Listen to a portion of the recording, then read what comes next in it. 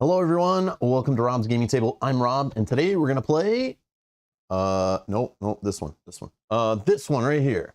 KeyForge Adventures, Rise of the Keyraken. We're gonna do a live playthrough that today. But before that, we're gonna do a little unboxing of my GameFound pledge rewards that I purchased, that arrived a couple days ago. Just an excuse to basically unbox them. But of course, we have to do a live playthrough on the channel because that's what we do. Hello everybody, hope you're doing well. Hello to you watching live, hello to you watching later. Thank you to all these folks. See what I did there?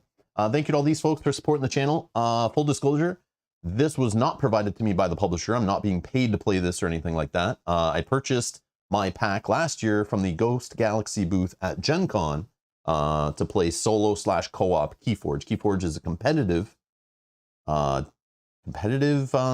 of like a CCG.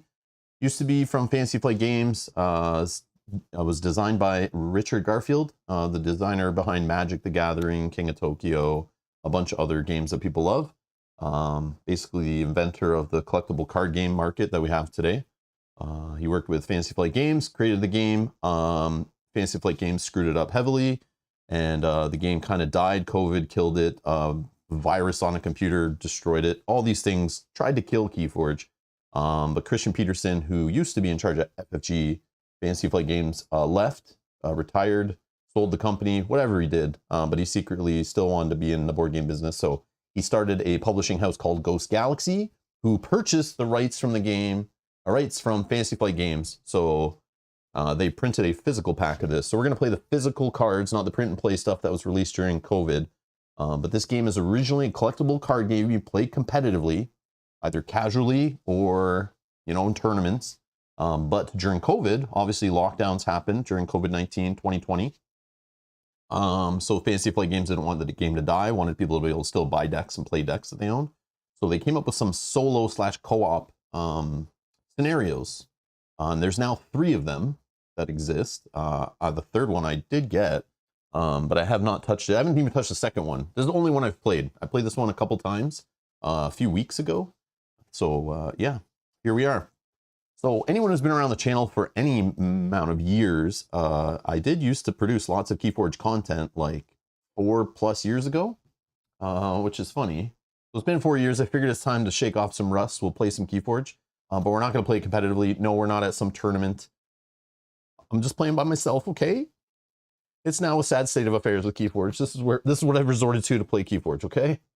We're not traveling, you know, hours and hours to play in some tournament, trying to win prizes. This is where we're at now. This is what I've sunk to play KeyForge. So, unfortunately, but maybe I'll work my way back there. Yeah. So if you hit up the channel just for fun, if you want to get nostalgic, you're new here and you're like, what the hell is this guy talking about? You can, you know, do the little search on the YouTube page, and if we search KeyForge. I was like, man, when was it last I played this game on the channel? But it looks like, yeah, it's been a while. So if you just search KeyForge, I guess YouTube just randomly grabs a bunch of playlists and things on the channel. But I used to commentate tournaments, play in tournaments, win tournaments. Yeah, I used to play this pretty heavily, make update videos, content, lots of stuff. Back in the first 2 sets of the game, I was right on this game, like right from it being announced. I was like all in, man. I basically ditched all the other card games I was playing and went all in on this one because I just loved it. I love the whole idea behind it. I think it's great because I'm not like a deck builder type, but there is some of that now in the game, which is interesting in some of the tournament formats where you can combine parts of decks and to make your own deck for a tournament in the, I think it's called Alliance format.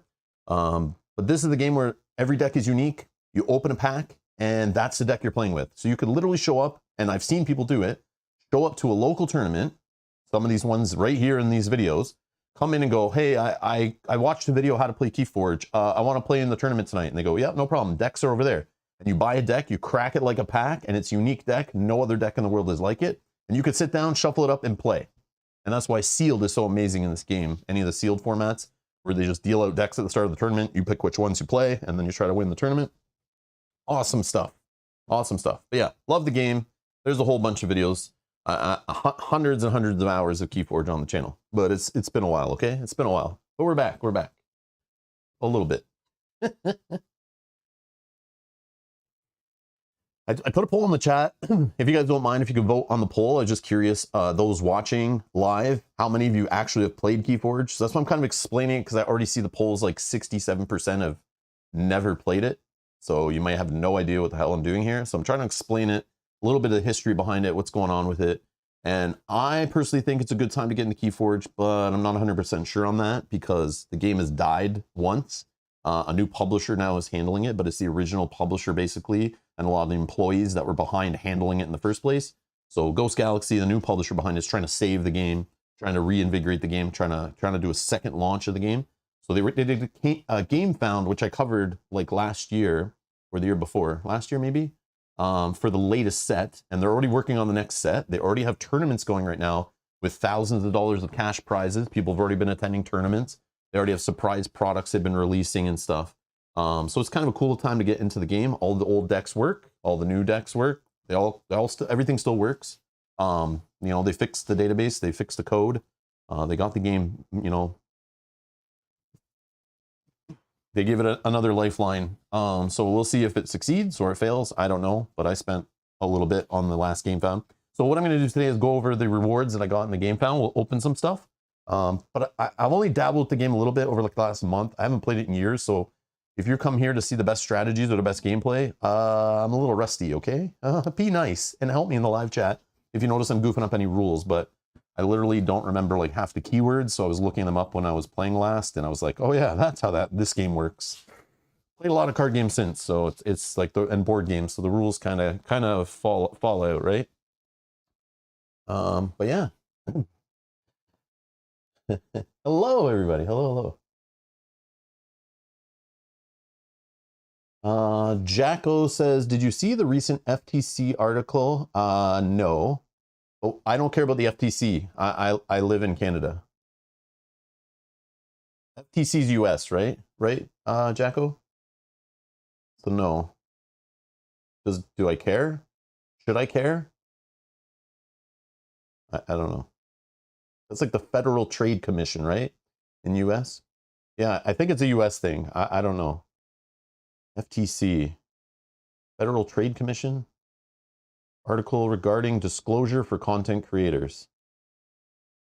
Like I know there's YouTube rules for disclosing stuff, like when it's paid promotion and that. But I always try to be like open and honest. If I don't say anything, I paid my own money. I do what I want. If a publisher sends me a game, I make sure I say it right at the start of the video. And I've never been paid to play anything, so I usually try to mention that. But sometimes I just forget that I maybe should mention when I'm not sent stuff and when I'm not paid. Because there's some content creators in our hobby who pretend like they're not sent the game and they're not paid, and they tell you it's the greatest game ever and you should buy it and it'll change your life, and you know, you'll have great success in your future if you just own this Kickstarter prototype game they're playing. And then you find out later they were paid for it and they didn't really play it and they don't really know the rules. And yeah, that happens in the hobby. I've ranted about that before. So I just try to be better than that, but I don't care about the FTC though. Yeah, US, just talking about disclosure for specifically board game disclosures. Is this related to that Quackalope stuff? Did he get in trouble or something again? Did that news get across the FTC's desk and they were like, wait a second, somebody's getting paid $7,000 to tell you a game is great and tell you that it's their own opinion? Who knows? Who knows? But I have a feeling it's probably related. But again, I'm not in the US, so I don't care. But yeah.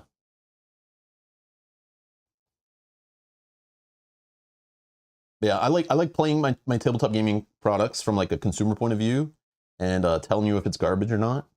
Even if I paid for it, I'm not going to try to make myself feel better that I spent money on something. If I spend money on something and there's something that sucks about it, I'm going to say it. Whether the publisher sent it to me or not, I still am going to look at the value of it and decide whether it's crap or not. This is just how I work.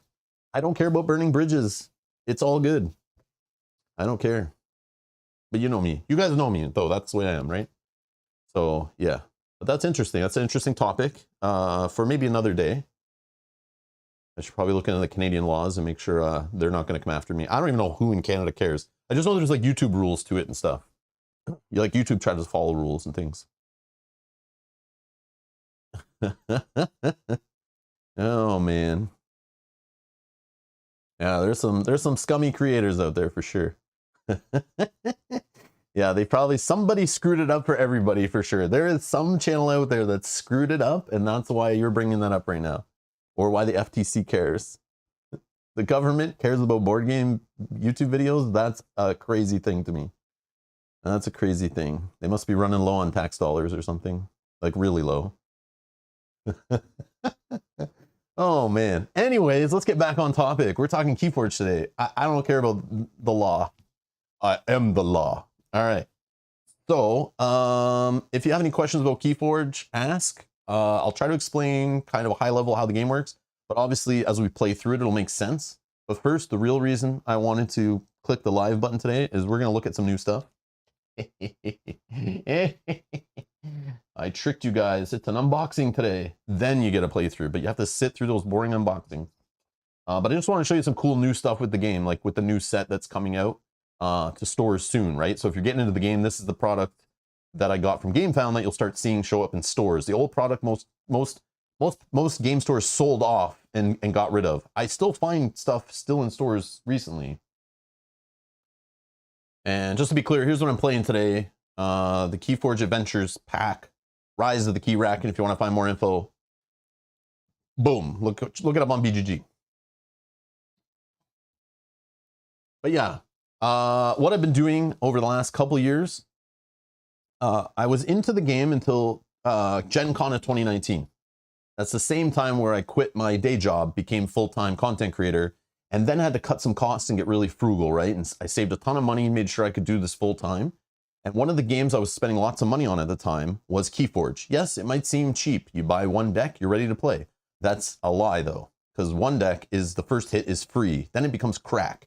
Then you're buying decks after decks, and then it's just like a CCG where you're buying booster pack after booster pack, booster box after booster box, cracking them trying to find the best cards. In this case, you're trying to find the best deck. So it's actually more expensive because like $15 a pack. So I'm cracking $15 packs. Every time I wandered in a game store, I buy like, just one pack. Just one pack, man. Hey, store owner, do you have any packs? I just need one pack, man. Just one hit, please. One more deck. One more deck. I'm just looking for that good Shadows deck. Anyways, so I used to collect decks. I buy decks every now and then. I go to tournaments, win decks and all that kind of stuff. So I have probably like, I don't even want to know. I don't even want to know because then if I start adding it up, it'll be scary. But I probably have a couple hundred decks at least. But what I've been doing over the last few years since I stopped playing the game, because I stopped going to tournaments, right? It costs money to go and play KeyForge at tournaments and things. So when I became a full-time content creator, I had to cut a few things. And I just decided to stay in my house, play board games, try to build the channel, right? And I wish this existed. I wish this co-op and solo scenario existed at the time, because then I would have been able to play my decks at home, stream, and not have to spend more money on the game. But thanks to all your support, I eventually was able to have money and a budget and buy new games and that kind of stuff. So what I've been doing, as I go in stores, when I wander around to different cities and stuff, or travel, I find stores that might have old KeyForge, and usually it's cheap, because they're trying to get rid of it. And in some cases, they have no idea there's a new set coming out. They have no idea there's a new publisher. So when I go in and I'm like, oh, you have KeyForge decks, I'm like, I'll buy what you have left, you know, and I just spend a few bucks, I buy some decks. And these sets I've like only played like, I played like one Dark Tidings deck, I've played with one Mass Mutation deck. I don't think I've ever played with a Worlds Collide deck ever, because I was only playing when the first two sets were out, and then I stopped playing the game basically. And then COVID came and that totally destroyed it. I was about to get back into the game in 2020 when they started announcing vault tours and things, and then they just canceled all of that. And I was like, well, I'm out. So, but I kept buying stuff as I went. As they keep releasing new sets every year, I kept buying a few decks of each set, right? Just to have it, but I wasn't really playing it. Then they brought out this stuff, so now I have a reason to play it. And then I saw GameFound had a campaign to bring the game back, so I went, all right, I'm in. And this is the coolest part. You could get a deck with your own name on it. Okay.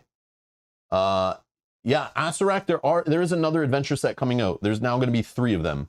I have the third one right here. I'll show you. So let's just do a quick look at what I got on GameFound. So this is my package. I opened it just to make sure, you know, stuff was in there, to make sure it was the right thing. But I haven't gone through this yet. So yeah, here we go. So yeah, So I don't remember all that I got because, you know, when I back stuff on crowdfunding, I kind of back it and forget it until it shows up. I don't give a crap, right? But here it is. So yeah, just make sure the camera's being. So I picked a couple playmats. You could get a couple playmats. So I got 2 playmats. Star Alliance and what's this one? Sanctum? Is that Sanctum? I think so, right? Again, I haven't played a lot of the new sets. I don't know any of the new cards. I only know set 1 and 2, and that was a long time ago. So I'm actually going to be playing later today with a set 1 deck, just because, I don't know, it's easier for me. So I don't get thrown off by all the new mechanics and stuff, but eventually we'll play some newer stuff. So I got these 2 mats. Let's look at these mats, I guess. But yeah, a lot of the stuff they just added, right? It was like stretch goal stuff. So if you just bought some decks, they threw in a whole bunch of extra stuff. So I was like, I don't need mats. I literally have like probably 20 different KeyForge mats, but sure, it was part of the pledge level. Sure, throw 2 mats in. That's cute, right? I don't know who this little guy is, but he is. Oh, I do know who he is. It says on the box, right? What's that? B0T bot? Oh, bot. I get it. He's a robot. Cheesy. But yeah, this game's silly. The theme's silly. It's about some foreign planet, the Crucible, and there's like all matter of alien things and weird things there, and there's all different factions. They're all fighting to open vaults to get the knowledge, and you're trying to forge keys by collecting amber in the game and spending the amber to unlock keys, which will unlock vaults to get you knowledge or something. But I don't care about any of that. It's just a fun, cool looking game. I've had many hours playing against my wife, my daughter, people in tournaments, traveling, making videos, analyzing, all that stuff in the past. I love this game, but it's been a while. But yeah. Oh, thank you for the congrats on reaching 18,000 subscribers recently. Thank you everyone who subscribed to the channel. Much appreciated. I appreciate the support. I do appreciate the support. We're on a road to 20K. Can we get there? Can we get there? Thank you for the help. Yes, yes, Bernardo. Hey, Bernardo, how's it going? KeyForge does play solo if you have one of these scenario packs. This one right here. So there's 3 of them. This is KeyForge Adventures. You buy this pack. It's now available physically. It was a print and play for Fantasy Flight Games, but I didn't want to play a print and play version. But then Ghost Galaxy, the new publisher, made a physical actual pack with cards, a nightmare mode, to give it a little more beef. And you can play it with this. And there's another one. But yeah, just there's rules are online for it. You know what? Maybe let's go to KeyForge. Go to KeyForge Game. I think it is KeyForgeGame.com or KeyForging. I don't know anymore what the hell the websites are. Or maybe Ghost Galaxy.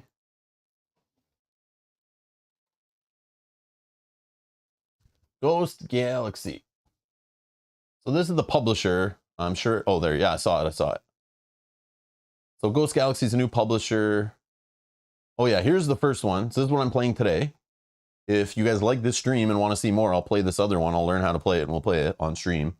I do want to try it off stream to see if it's any good. But there's a second one that was released by Fantasy Flight Games.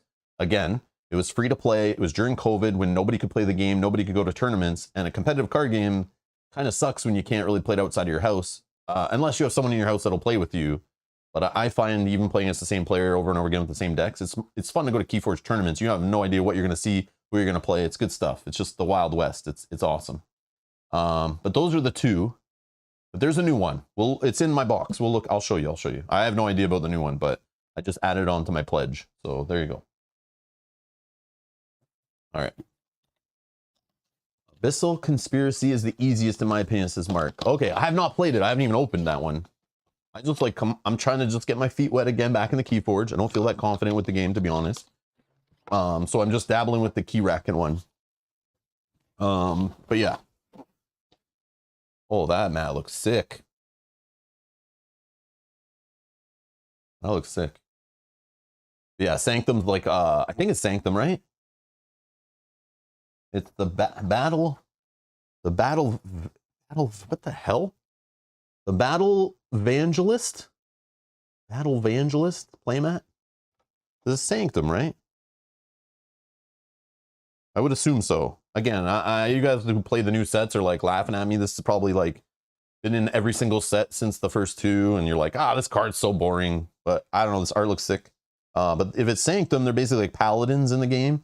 They're like dudes with armor, or well, females, all of this with armor, healing, good attack. Yeah, they're fun. At least that's what I remember. And Star Alliance, no idea. I have only played with like one deck with Star Alliance in it, and only once, so I wouldn't consider myself a Star Alliance pro yet. But yeah, I want to play with some of the new factions. Well, new to me, I guess. Some of you have been playing them for years. Is Ghost Galaxy going to Gen Con this year? Are they gonna have a booth again? I know they had one last year. It was like last minute. All of a sudden, out of nowhere, it was like that was the booth I ran to actually, was to get these things, because I was like, man, I love KeyForge. I want to help support it. So I went and I even bought some of the mass mutation decks from there, because I couldn't find any locally. So I got a few decks from there too. But yeah, it was fun going to their booth and seeing all the like stuff that's usually print and play. It was all like physical product. What else we got in here? Oh, here it is. Here's the other, the new one. This is the newest one. It'll probably show up in stores like probably over the next month or two, I would think, once all the pledges have delivered. But this will be in retail, I'm sure. This is the third solo / co-op. You can play 1 to 3 players, by the way. 1 to 3 players. It's not only solo. Like, you can actually have like, you know, 3 people around a table playing KeyForge in like a multiplayer format, which is kind of neat. I don't think there was a multiplayer format before that, right? Oh, Jacko says, yeah, they're in booth 2927. All right, I gotta stop by there then. That's another, I haven't made my plan of attack yet. We'll talk about it on a stream next week. If you are going to Gen Con or interested in Gen Con, I should plug, I've already scheduled 2 live streams next week-ish. Well, next week there's one where we'll talk about like what you kind of need to plan or pack or bring or anything about what's happening at the convention, where we'll just have a live stream Q&A. We'll just kind of talk about things we know, any tips we can pass, any tips you guys have. We'll just talk about Gen Con. That's already scheduled. You can set a reminder for it. And then the Monday of the week of Gen Con, we're going to look at the hot games list or game release list over on Board Game Geek, see what games and expansions are being demoed and sold there, and we're going to go over them and talk about them. And that'll help us kind of build our plan of attack for the dealer hall or whatever, the different booths we're going to hit up, the different games we're interested in, the demos we're going to try. We'll talk about all that stuff then. So yeah, stay tuned for that. But yeah, that's cool. Yeah, you can already set reminders. You can click notify me button on those streams on the page already. So you'll get a notification when they pop up, or subscribe and hit the bell button, whatever, and do all that, you know. The second season decks and such are all still good, but are they equal power level to the most recent decks? I have no idea. I have no idea, actually. I would assume they have some balance to it, and they maybe have errated some things that maybe break the game and maybe throw off the balance. Who knows? I have no idea. It's all up to the algorithm, man, to keep the power level of all the cards. You know, all the decks kind of. We know some decks are kind of crap and some decks are awesome, but then it depends what the meta is, right? What you're bringing to a tournament, what you see. Like the deck I'm going to play with today is not the best deck. It's not the deck I would bring to a tournament in the past. It's just a deck I bought, probably played at home casually, threw it in the box, never touched it again. But I quickly wanted a Brobnar and Sanctum deck to fight this jerk face, and this was the first one I grabbed out of my box of decks. And I was like, okay, let's just try it. And I played it once, seemed to be okay, so we're going to play that today. And it's funny because it's not a deck with like discs, shadows, the normal stuff I would play at a tournament, untamed. These kind of houses that I used to bring in my tournament decks from the first set. Like these houses I don't play from the first set. Like I would never, they're not my favorite. But yeah, I think Keyraken, maybe it's kind of like good for it. So this is also a good way to kind of get use out of some of your decks that maybe you don't want to play competitively, that you can just play casually, right? Which I think is genius. It adds value to all your decks, basically, if you're willing to play, you know, co-op / solo.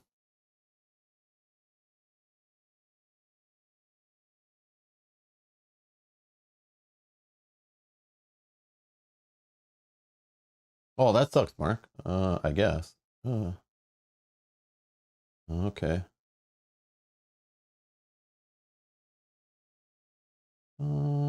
Oh, it is Sanctum. Okay, that was a Sanctum mat. Okay. Just looking through the chat messages from a few minutes ago, just making sure I didn't miss anything. Oh, Mark says Star Alliance is a lot of action cheating, kind of.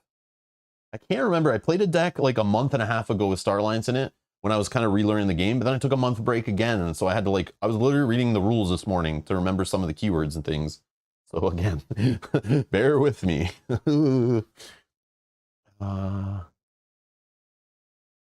Sea Falcon says there isn't much power creep with new expansion sets compared to earlier sets. And remember, there's this new alliance format that are going to do in tournaments competitively and casually, where you can take a module, like one house from one deck, and mix it with 2 other houses from 2 different decks or whatever, and make your own 3-house decks, as long as all the houses are different. I think it's stupid. I'm not a fan, but I'm sure it's fun as hell. But it's like not why I got into KeyForge, was to try to like build anything. I just love the cracking and playing and solving the deck as they play. I love that aspect of it. But I mean, for those hardcore people who miss deck building or need that like control to be able to modify and manipulate. But although if I played like a sealed version of that, where you opened up like 2 or 3 decks and you had to put together your own deck out of the factions, I think that's kind of fun. Maybe like on the fly, where everyone only has like 10 minutes to do it. I think that's neat. But kind of scared me. I don't know if like diluting the game with so many formats is a smart way to go about reviving a game, but I don't know. Anyways. But yeah, but by default, the game is open a deck, play the deck, throw the deck in the garbage if it sucks. No, I'm just joking. But they kind of feel like disposable, like it's like a booster pack of cards that are all just already a built deck, and you're not supposed to be able to modify it. But there is a format for that they recently added to the game. I don't know if it'll be a success or not, but kind of scary. But yeah. Okay, so yes, some of the old errata and FAQs have nerfed some old decks. Oh, so I'm probably going to play some cards wrong, because I'm not familiar with the FAQ or errata of stuff. I'm just going to play as the deck's printed. But again, I'm just here to show off this product, so who cares, like, really, if I'm playing 100% perfect. It's just to show you, like, this game has a solo mode, which is kind of neat. Mark says, I tried my old 12 chain organized play, or OP, overpowered maybe, deck versus an unchained deck with 4 Mavericks. It was like 1 turn away from either winning. Oh, wow. All right, Mark, I'll try to kill time while you're in your meeting. Hopefully you can come back. You're obviously not working while you're watching, obviously, right? And Jacko says, sorry to be a noob. No, you can't apologize for that. Stop being a noob, Jacko. I'm just joking. But are all the decks pre-built / bought, or can you build your own decks? Never mind, you just answered, I think. So no, by default, this game is trying to be different. It's unique.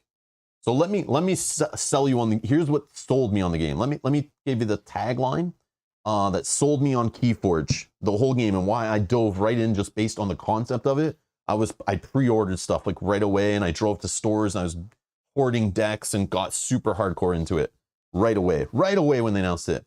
Because one line, basically one sentence or paragraph or whatever, was explained by the designer. The designer of Magic the Gathering, who designed this game, said, when they designed Magic the Gathering, there was no internet, basically, I mean, they're kind of, you know, but anyways, but there's no like deck list websites and analyzing on YouTube channels, and the internet wasn't there to quickly absorb information and spit it out, right? So the idea behind Magic the Gathering and what Richard Garfield liked was that you could hope one player at the table playing and another player at the table playing at a tournament would show up, sit down, and you have no idea what's in that deck. You're going to see anything. So you're going to build your deck with tools. They're going to build their deck with tools, but it's like the Wild West. It's like the jungle. You just find whatever weapons on the ground. Let's fight with them, right? It's chaos, but it's fun. That was the idea of Magic the Gathering. That's where Rich Garfield thought it would be, and that's what it originally started out as. But now we have, man, a set comes out. Everyone knows all the cards right away. They determine the meta. Then you go to a tournament, and every player at the tournament is playing one of 3 meta decks. The deck that wins, the deck that beats it, and the deck that beats both, but gets, you know what I mean? Like there's 3 decks in the meta, right? Or 2 decks in the meta, whatever it is. So then competitive play becomes really boring, because if you're not playing one of the best decks, don't even show up. Or an answer to one of the best decks, don't show up, right? That sucks. That sucks, right? It's not as interesting to watch when you watch a stream of a tournament and literally everyone who sits down is playing like the same deck. Oh, here we are, another mirror match. Oh, here we are, another mirror match. Oh, who sees that card first gonna win. That sucks, right? That's not interesting. I don't want to watch that. I stopped watching games like that. But KeyForge, since the deck comes already pre-made, you open it, you shuffle it, you play it, and no deck is the same. The idea of this game was to bring it back to the original intention of Magic the Gathering, where you have no idea what your opponent across the table is going to throw at you. You just know the houses they have because you can see it on their Archon card, but who knows what cards they have in those factions and what synergies are there. And as the player, if you're playing a sealed format where you show up, everyone gets handed a deck or 3 decks or whatever it is, and you all open your decks, you have 10 minutes to sleeve them and pick which deck you're going to play. That's I love that aspect of it, where you have to solve the deck during the tournament. Like you're trying to figure out how your deck works, when to mulligan it, what synergies are there. So you're trying to solve your deck, which there are formats where you bring your own deck that you've, mastered at home, right? But it's fun taking a deck and trying to figure out how it's supposed to work and what the synergies are, and it's already pre-built. So if you don't play those kind of competitive games or card games because of the deck building aspect, because when you get into a game that's been out for years, it has tons and tons and tons of cards in the card pool, and you're just overwhelmed and you don't know what to buy and what to build. So you buy a starter deck, right? So you can get into Magic the Gathering, you buy a little starter deck, right? Or a Pokemon, you get a starter deck, or whatever card game, you buy a starter deck. Those starter decks suck. They are meant to be a taste of how the game works, but none of the fun stuff's in them. And you're supposed to go buy booster packs and spend hundreds of dollars to chase rares and then build the deck that you want $800 later. Now you have a fun, cool deck that could win a tournament. The cool part about this game, there is none of that. You just buy a deck. Now you have a deck that theoretically could win a tournament. It's pre-built, it's done. You don't have to build anything. You don't have to know the meta. You don't have to know all the cards. You have a deck, you can play in a tournament. You're good to go. You're good to go. It's so cool. It's such a neat concept. But people who love deck building, who love analyzing, who love content creation for their card game, KeyForge kind of doesn't feed into those things, right? Like, I'm going to show you a deck today, and what do you care? You can't build that deck. It's unique. You can't go buy that deck. It's unique. So me unboxing you and showing you decks, like, it kind of sucks. I was told on my channel before, when I used to make KeyForge content, people didn't really want to see unboxings because it's like, who cares what deck you're playing with or unboxing? I can't have that deck. I can't build that deck. I'll never find a deck that's 100% the same deck, right? So it's all just about unique decks, but I love the idea you could just sit down, and it's the jungle. It's the Wild West, man. Who knows what they're gonna be playing? Yeah, the meta might be, play a Brobnar deck, but all the Brobnar, it's like drawing from tons of cards. Who knows what Brobnar is actually in the deck and what other factions are in there too and how they work together, right? And they don't have exactly the same Brobnar cards as you across the table, even if they're playing a Brobnar deck. Or even if they're playing a Mars, Brobnar, and Sanctum deck, they'll never have the same cards in their deck as you. And it might play completely different, which is crazy. Love it. Love the concept of it. I love how I can just jump into KeyForge, play a game. I'm all about playing games. I don't want pre-work. Like, I hate the pre-work. I just like playing games, right? So I don't need to build a deck. I don't need to tweak a deck. I literally just go, okay, you want to play another game? Here, I want to play this deck now. And we just play. Love it. Love it, love it, love it. So that's KeyForge. I've probably ranted like this before, explained all this before in previous videos last year and stuff, but when we were covering some of the news and the game found in that, but man, I just love this game. Very passionate about it. I like it. I like that it's different. It's not for everybody, but it's for me. So I'm going to be happy and promote it, right? And no, I'm not being paid again. Not sponsored, not sponsored. All right. So yes, this KeyForge Adventure set is just like this thing, but it's a new one. I'm not going to open it or look through it really, but you can explore a mansion for critical items, survive endless wave of enemies, beware of the Grim Reaper, stop the Amalgamator before it's too late. So I'll probably play through this on the channel in the future, assuming people are interested in watching solo KeyForge. We'll find out after today's stream, right? But that's in there. What else we got? Okay, I have a whole box of the new set just because it was in that, like, the basic pledge level. So I think there's like 12 packs in here. I mean, I guess I could just open. I'm not going to open a bunch of decks though. It's just FYI. But I mean, we could technically, I don't know if I have time today, but we could literally just open a deck and play against the Keyraken with any deck from any set, which is crazy. But this is the new set that's going to show up in stores soon. Which I assume, or unless it's already there and us in Canada just got our stuff way too late. I don't know. There you go. I'm ready to sell some. You want to buy some decks?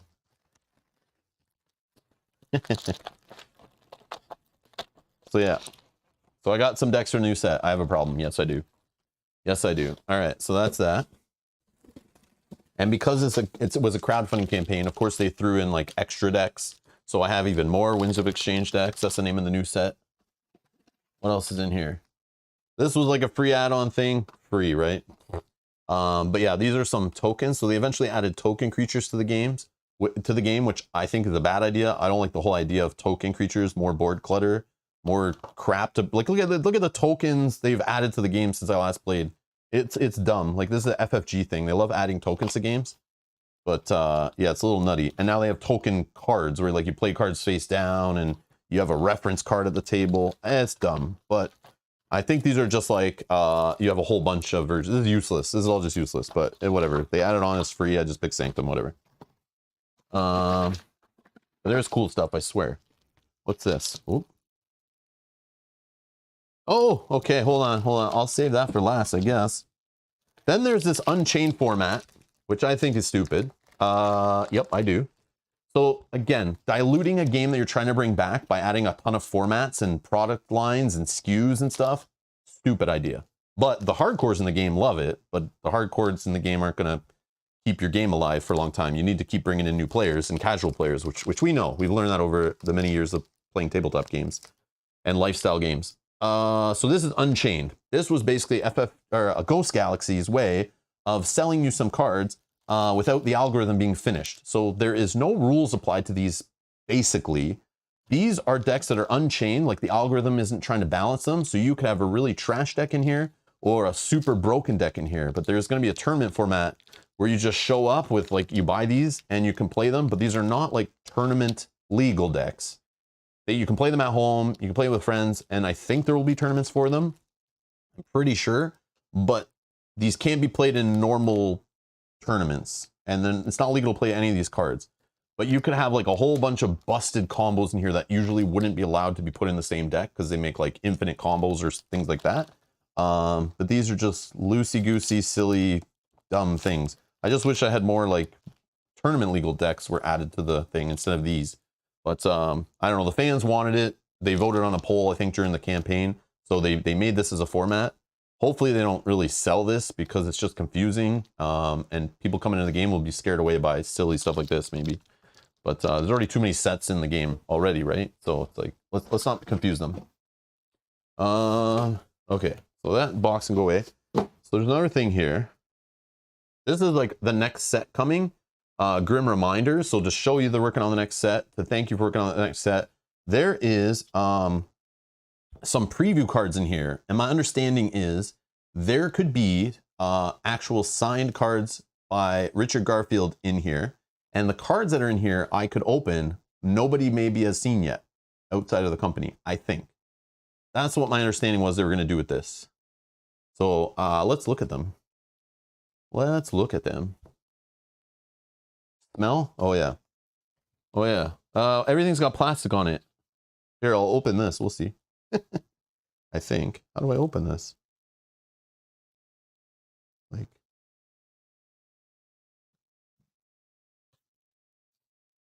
I don't know if I'm opening it right, but I'm ripping something. I don't know. Oh, yeah. It's very sticky. I don't know if I should have opened it that way, but you helped make this possible. Your pledge to support KeyForge has made it possible to provide you with these 3 preview cards from the forthcoming 7th set, Grim Reminders.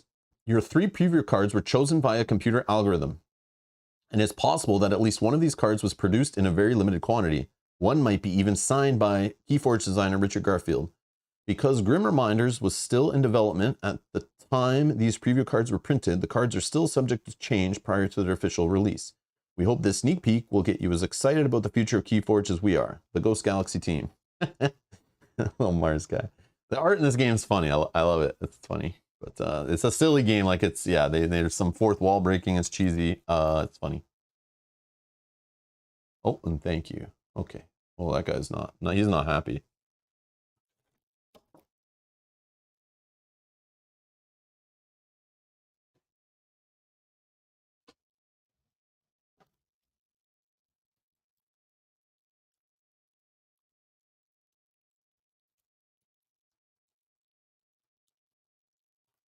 Oh, the Unchained has more set mix-ups when it comes to more legal options. There's a Vault Master decks.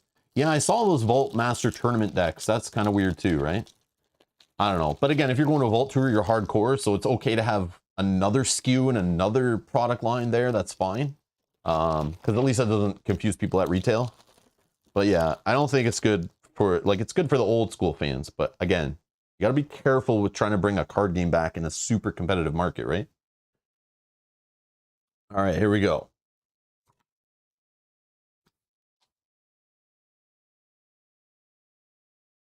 This is a common, I think, because it has a circle down here. We don't know the card number. It's question, question, question, but there's the symbol for the new set. A little scythe. Blunderbore creature, giant. He's Brobnar, 6 health, damage, whatever. That's strength, I think it's called in this game. After fight, if you're haunted, I think that you're haunted if you have like 10 or more cards in your discard pile, I think is that mechanic I saw in the rules. So if you're haunted, you have 10 or more cards in your discard pile, your opponent loses 2 amber. And amber is what you're trying to collect in the game to forge keys and win, right? It's like the points of the game. Interesting. Bet you saw that coming. What? Curse of Cowardice, an artifact. Artifacts are like the locations of the game. They stay in play. And they kind of give you passive or ongoing effects or actions you can do. They're not the same as creatures or attachments or events. But it's still the standard cards you find in a competitive card game, right? Treachery. This card enters play under your opponent's control.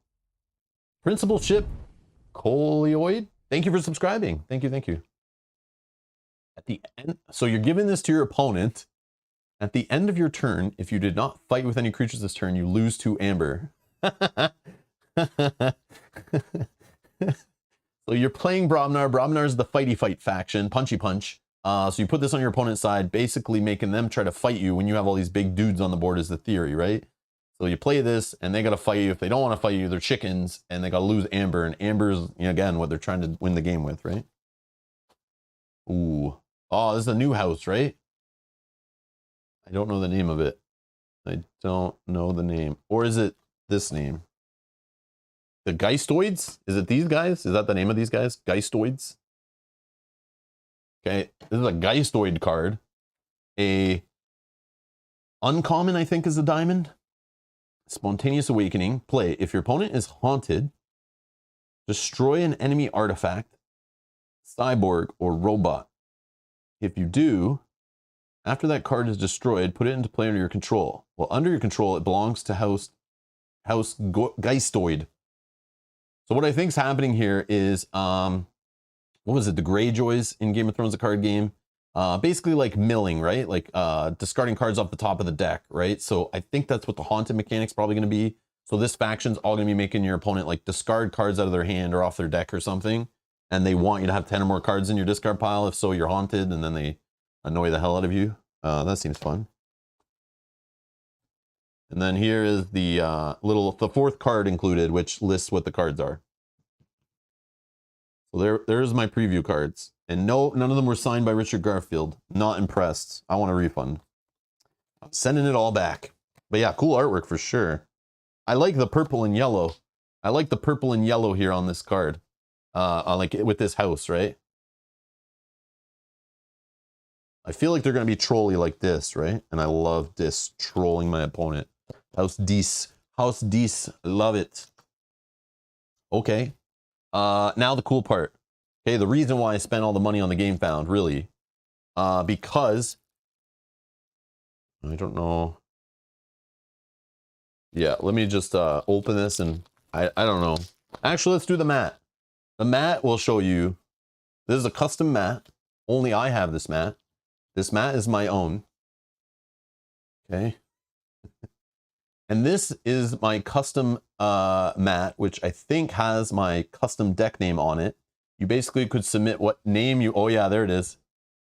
So I submitted Rob's Gaming Table as the name, and then they put it in the algorithm, and it randomly generates an Archon art, but I said I wanted yellow, because I like yellow. And then it randomly puts together an Archon. So if you look on the back of every deck, there's a randomly generated piece of art, which is your, I think, your Archon. A randomly generated name, randomly generated deck list, right? And houses and stuff.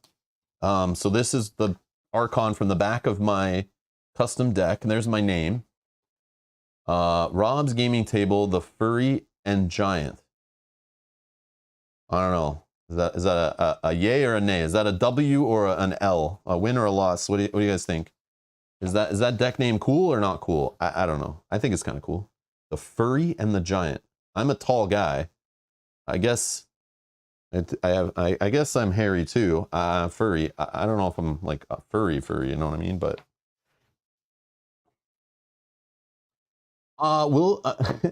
so Principalship, thank you for subscribing, says, will your custom deck fight the Keyraken today? I could, but it's like from the new set. Like I don't know all the cards for like the last few sets. I'm like very, it's been 4 years since I like really played the game and was into the game. But yeah, so I'm kind of like a little intimidated. So I just grabbed a deck from the first set to play with cards that I'm familiar with. So we'll see. Maybe we can play another day, but we'll see. Giant W? Giant W? I like what you did there, Doug. That's cool, right? So I have the deck here. I'm going to open it. I guess we can look at that deck, right? I didn't want to go through like unboxing decks today, but I guess this one's kind of special, right?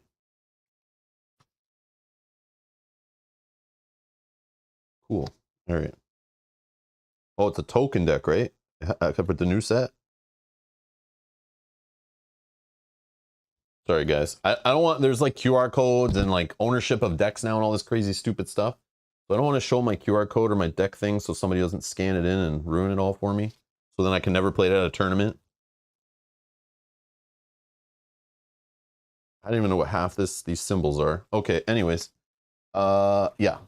So there's the card back. Like, I have Equidon, Brobnar, and Star Alliance. All right. I guess that's okay. I mean, maybe it's a good deck to play. Isn't Star Alliance like the ones that replace Sanctum, right? I think. And Brobnar, we know is punchy. Equidon, I have no idea what their deal is. They're like the merchant faction, right? I think. Or maybe I'm confusing that with someone else. Is this a good Keyraken combo? I know Brobnar is like good about fighting the Keyraken, but I don't know. We'll see. We'll see, I guess, what's in there. Hey, Daniel. Okay. All right. Let's look through there. So this is the back of the card. So you can, in a token deck, right? I believe you like play when it tells you to create a token, you kind of take the top card off the deck, put it into play, and it's a face down token card. And based on the reference card, which, yeah, is this one. So here's my token creature. So you kind of put this down as a reference to let you know that every face down card is this guy and it has these stats.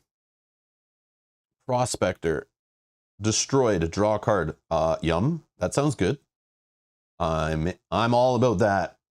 I'm all about that. That's a cool one. And then on the back, it's just like a reference sheet to kind of remind me about different keywords that I totally don't remember. I remember what steel does though, and skirmish. Oh, there's the token creature reminder right there. That's cool. Elusive, I remember elusive. I don't know what enrage. Rage is those like orange tokens, right? They'll like make them fight. Okay. Yeah. All right. I don't know. Let's just look here quick. Again, I don't know what half these cards are and do and if they're good, but we can just look through it. Okay, we got, this is Star Alliance, recorded history, play. So this is an action card or event card or whatever they call them. Play, reveal up to 3 cards of different houses from your hand. Archive each card revealed this way. Yeah, okay. So they're a little bit like Logos then, right? Logos is all the archiving stuff. Are they like a mix of like Logos and Sanctum or something? Okay, it's got Amber on it. I'm all about Amber pips. Pyro. Splash attack 3. When this creature attacks, also deal 3 damage to each of this attacked creature's neighbors. Pyro may be played as an upgrade instead of a creature with the text. This creature gains splash attack 3. Playing creatures as attachments is the thing? Oh no. And why does this guy have a pip and this one doesn't? Is this its enhancement? Has it been enhanced? I guess we'll find out, right? So enhancements, I remember, was added to the game where like a card can be in your deck list and randomly add enhancements like new little symbols to random cards in your deck. Another way to make it like completely unique to you. So like this one maybe this card by default doesn't give you amber normally, but my one does, but this one doesn't because my deck's different because it has some algorithmic seeding happening with another card, which is cool. Future Booster. Omni, so I can use this no matter which house I'm playing. Look at the top card of your deck. You may put it on the bottom of your deck. Okay, I like. That's fun. CPO's Zytar. Oh yeah, enhance right here. Enhance. Oh no, but this doesn't have amber pips on it. So there are 3 random cards in my deck that have like a deal damage icon and draw card icons that are on my cards that aren't normally on cards unless you have this character in your deck that's kind of seeded it and kind of like infused your deck. Oh, 2 of them. Oh, so I have like 4 draw card effects. When I play the card, I draw a card added to my deck. Hopefully they're on like different cards and not on like the same cards. That's cool, right? Transporter platform. This is the location, action, return a friendly creature and each upgrade attached to it to their owner's hand. So a great way to bounce things out of play on your side or the opponent's side to kind of be annoying, or yeah, basically annoying in both cases.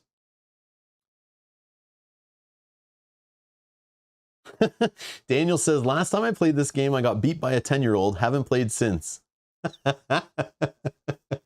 I've probably been beat by a 10-year-old too. My daughter would play this game with me when she was like 8 or 9, and she beat me sometimes. Stealthster, elusive. Stealthster may be played as an upgrade instead of a creature with the text. This creature gains elusive. Oh, that's neat. So that's like good supporty kind of card, right? You can like maybe put that on my Brobnar guys. Grunt work.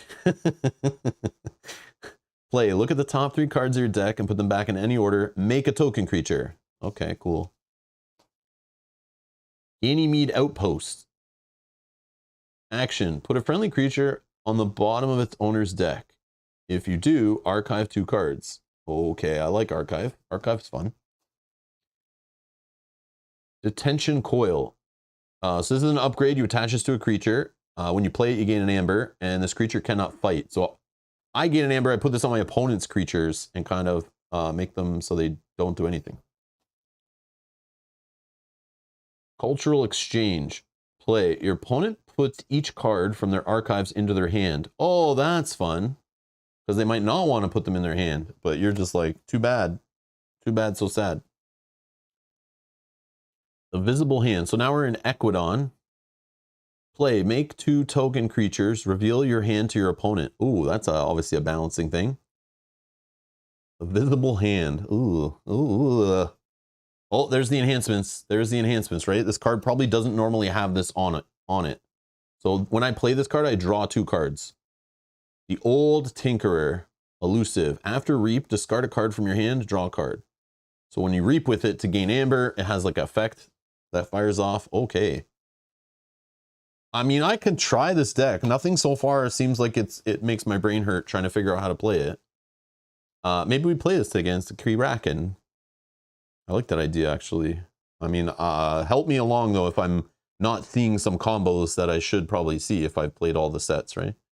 Play. Make a token creature. If there is a combined total of 6 amber or more between both players' pools, but the Keyraken's not a player, right? So it's the problem. When you play solo and co-op, some of the cards don't really do much. There is a combined total of 6 or more amber between both players' pools. So I guess just my pool. I archive this. Interesting. Oh, was that a tournament? Come on, man, that's okay. We gotta, it's fine. You gotta lose some, you know? Okay, this is another one of those, okay. We're making token creatures. General something. Skirmish. When you use this creature to fight, it's dealt. I like the way they put the rules text. Even though this is like the, what, like 6th set in the game, they're still putting rules text for keywords that were in the 1st set. So they're still respecting that a new player might come into the game today, and that's the beauty of this game. You can come into it at any time and just buy any deck from any set and play, which is neat. And they'll still have some rules text on them to help you, which I think is so cool. Like a lot of games forget about the new player when they grow and get big, right? And I like the way they're still thinking about the new player. Because again, if the game grows, it just gets better, more support, more fun, more players, more variety. You know, it's all good, right? So never forget about growing, which is I like. Play, especially lifestyle games. They need a life to be interesting. They need to be alive. Play. For each forge key your opponent has, make a token creature. Oh, good late game, little comeback card maybe. Gem Coat Vendor. I think I've played with this one before. I think in the one deck I had that had Equidon in it, I think I've seen this guy before. Action, steal an amber. Yes, I did. Deal 1 damage. Yeah, so he's like a beefy character and he steals, which is awesome. But because steal is so OP, they obviously like nerfed it so he hurts himself. But I got 2. Ooh, yeah. Okay, what's the deal here? After fight, swap control of this creature and the creature it fights. Both creatures must survive the fight. Oh, okay. So you don't just give this to your opponent. So this guy has 5 armor. So I fight one of your big dudes. Hopefully this guy doesn't die. And then I have control of your big dude and you have control of this guy. Stop shooting yourself. That's weird. Oh, but this could work good against the Keyraken. Sometimes he goes after like the weakest character and he only deals like 3 damage. And it wouldn't do anything to this guy, right? Because he's got 5 armor. Oh, but then he attacks like twice in the same turn, I think. So it would break through the armor. But it's still fun.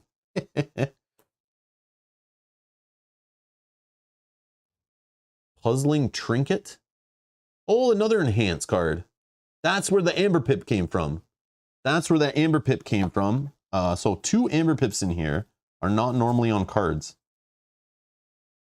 See the crack this game has of like opening new decks and like the discovery aspect? It's addictive. Especially with a new set and I have no idea what's going on here. This is all new to me. Which is fun. This guy. So again, remember the way, normally this card won't have Amber Pips on it. So this 1 Amber Pip was randomly put on this card because this deck had the enhanced card Puzzling Trinket put in, which gave some extra Amber to random cards. When you resolve an Amber bonus icon, you may choose to resolve it as a capture, a deal damage, or a draw card instead. Flexibility. Holy, that's cool. That's cool. Back in my day, when I played KeyForge, they only had Amber Pips. Now they have all these things, which I just learned about when I played recently. Yeah, so now they have all these kind of these things that go on the card, right? But yeah, back in my day. Can you show us that SA card you didn't look at for some reason? What? SA? I don't know what SA is. Yeah, my bad. I was just trying to look at the back of the card. I forgot that it was a actual card. I was being dumb. I was thinking it was like a token.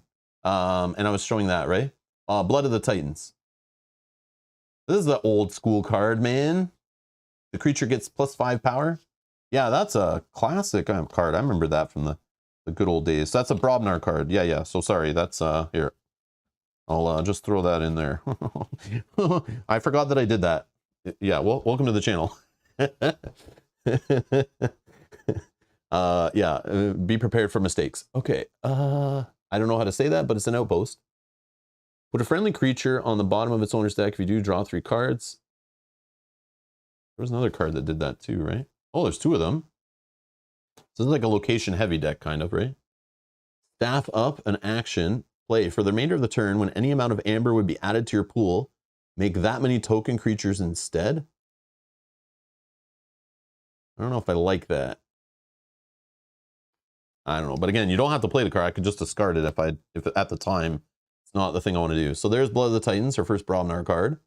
Beefy. We can play that on any creature on the table. Stratosmack. Play, deal 3 damage to a creature. If this damage destroys that creature, make a token creature. Okay. Little direct damage. Shock Herder. Deploy. So you can put this creature anywhere in their battle line. which I'll show you all what a battle line is in a sec. Play ready and fight with a neighboring creature. Okay, that's all. That was on that other Brobnar guy back in the day. Whoa, look at this. I gain 2 amber when I play this, and I deal a damage to a creature. Rant and Rive. Play. If your opponent has 8 or more amber, they lose half their amber, rounding down the loss. It's a little amber control. Pound. Play. Deal 2 damage to a creature with 1 damage splash. So it'll hit the creature I hit, and then 1 damage on each side to their neighbors. Has an amber pip too. Nice, nice, nice. Might Club. Oh, I got weapons in my deck, I guess. Action. Ready and enrage a creature. Okay, so fight, fight, fight. Oh, but I can do this like to an out-of-house creature, right? So I can like ready and fight with somebody else that I have on the board, not just Brobnar. Fire Spitter. I remember Fire Spitter. Oh, he draws me a card. Before fight, deal 1 damage to each enemy creature. I think I have Fire Spitter in this deck I was playing today. The deck I'm playing today, I should say. Bumpsy. Oh man, these are classic Brobnar guys. I remember these guys. Play. Your opponent loses an amber. I think Bumpsy's in the deck that I was gonna play today. Earthshaker. Man, I have a deck with like 3 of these guys in it that I played at a tournament one time. Oh man. Destroy each creature of power 3 or lower. It's just like a big dude deck that like you just smash your opponent's board, it's just gone all the time. Oh, Earthshaker. I like it. Oh, look at this big boy. Crim Torchtooth. Giant. Splash attack 4? So when he attacks, he fights something for 7, and also at the same time deals 4 damage to each neighbor to that. That's a lot of damage. Holy crap. After fight, enrage each of Crim Torchtooth's neighbors. Oh, so that's kind of like the downside, I guess? Maybe? Broken Axe Outpost. So I play this location, I get an amber, draw a card. Action, put a friendly creature on the bottom of its owner's deck. Oh, so that's like the theme of this deck, I guess. If you do, deal 6 damage to an enemy creature. Okay. Okay.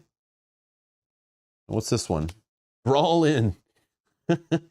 So I deal damage when I play it. This is an action. Play it. Make 2 token creatures. Enrage them.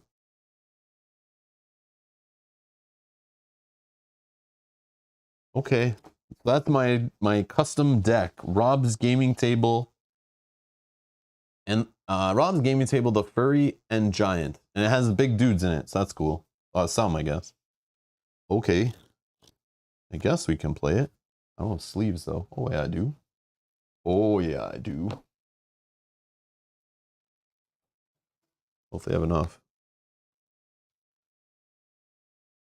That's cool, right? I don't know. Is it good? I have no idea. I have no idea. We can try it, though. I don't know if it's the deck we should be playing against the Keyraken, though. But we'll try it. It's not what it... But it has Brobnar in it, and that's just literally why I picked this deck. I just wanted a Brobnar deck to try to smash this guy. But, yeah, I guess. Sure. Sure. I guess it shows the beauty of KeyForge. Just open a deck, you're ready to play. I don't need to build anything.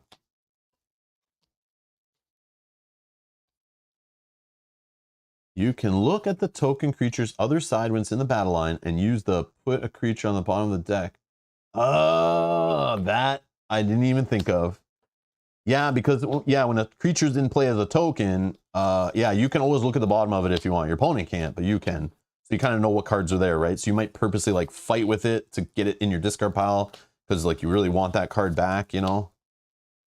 But the fact you can just put it on the bottom of your deck, I see. That's even better than putting it in your discard pile. Cool, cool. I'm down.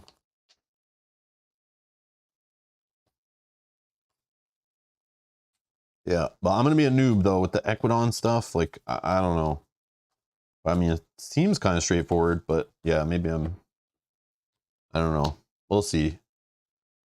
We'll see. I don't know. Hopefully the Keyraken doesn't crush us. But what am I doing? But if he does, that's okay. That's okay.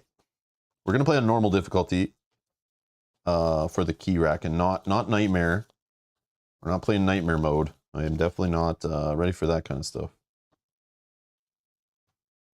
I don't know why these sleeves are all like upside down and backwards and I don't know, whatever. Why am I doing that? Doug says, this makes me want to play KeyForge now. Really fun game. Yeah, when the box showed up of the new stuff, I knew it was coming soon, so I started pulling my KeyForge decks out, blowing off the dust, and finally playing against the Keyraken like a month and a half ago. And I was playing it for like 2 weeks straight. I played almost every single day. I just play like a different random deck and was getting my butt kicked. And that was like, oh, I see what they're doing here. You play with some decks that normally you wouldn't play with, and you can like, you know, have some fun with the Keyraken with decks you normally wouldn't bring to a tournament, maybe, at least back in the day, you know, which was fun. I was playing decks that I probably normally hadn't played ever or played in a long time, which was fun.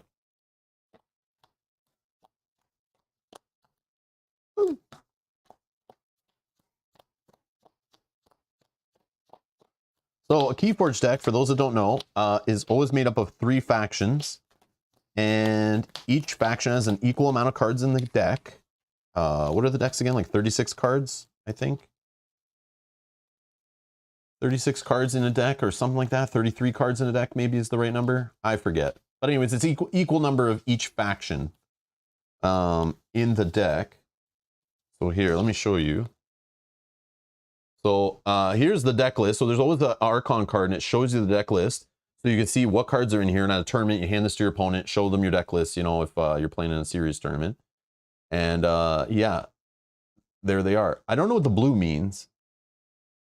Is the blue an enhanced card, maybe? That's probably what that means, right? And it shows my tokens of Prospector. But here's the cards. And there's a QR code, and you scan it into an online database. And they use that with the tournament software and stuff. And you can collect your decks. There's a whole online component to this game. Oh, it's 36 plus Archon card plus token card for Winds of Exchange. Thank you. Thank you. Blue means the card was enhanced. Oh, okay, okay. Yeah, one Pyro was one. Yes, that makes sense, right? Cool. Okay, let's get this mat out of here. I don't want to stare at my channel name the whole time. Jeez Louise. So yeah, I think that was it. I think that's all I got in my game found. It wasn't the biggest pledge or anything. There were higher amounts where you get way more stuff and whatever. Where you could get multiple personalized decks. I just wanted one, just for fun. I now own a deck with my channel name on it, which is pretty cool, right? And it's yellow, and I have my own mat. So if I ever do play outside of my house again, like I used to many times in the past, you know, play at a convention or a local game store or a game store not so local, yeah, I could bring my own mat and then intimidate my opponent so it looks like I know what I'm doing. It'd be good times. All right. You know how we feel. This is KeyForge, if you're new here. There are many how to play videos out on KeyForge. They're probably all still pretty relevant, except for some new keywords and things from the later sets. Again, I'm not a KeyForge pro. I would have considered myself that back in like 2019. But yeah, we're here 4 years later and just getting back into the game a little bit. So, yep. Okay. Okay. All right.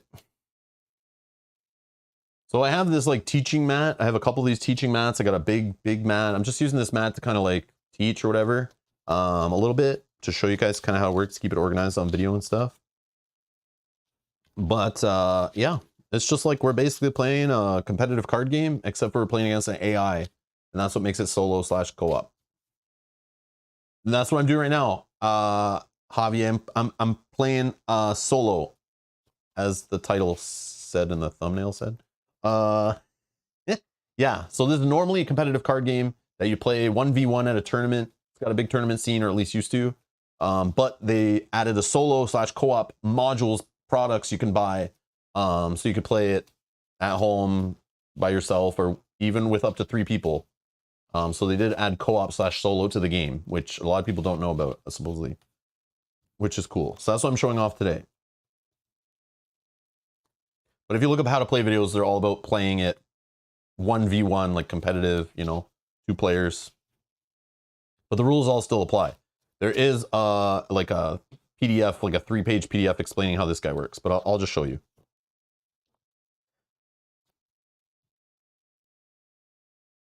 So one cool thing about this game is you don't need to build up resources, right? You just start going. Like you name one of your 3 factions and you can play, use, you know, fight with, whatever, reap, and discard cards from that house. You don't need to build up some lands or locations or resources to spend. You literally just can play every card. No card has a cost on it, if you notice. For those that never played the game. So yeah, you just name that faction. You can play those cards from your hand in any order you want. Do whatever with them. But they come into play exhausted to be used on future turns. But you'll see, it's such a beautiful design. I love it. And at first, I loved it how there wasn't many tokens you had to worry about, but they keep adding more to the game, which is crazy, which clutters it up. But oh well. Oh well. Okay, so to play against this guy, there is something here you need to know called the Tide card. There is Low Tide and High Tide, okay? This was introduced in a set, like the 4th set or 5th set or something, but this is kind of different. So basically, if it's High Tide, and some decks have the Tide mechanic in them from the set that this is from, this set, Dark Tidings.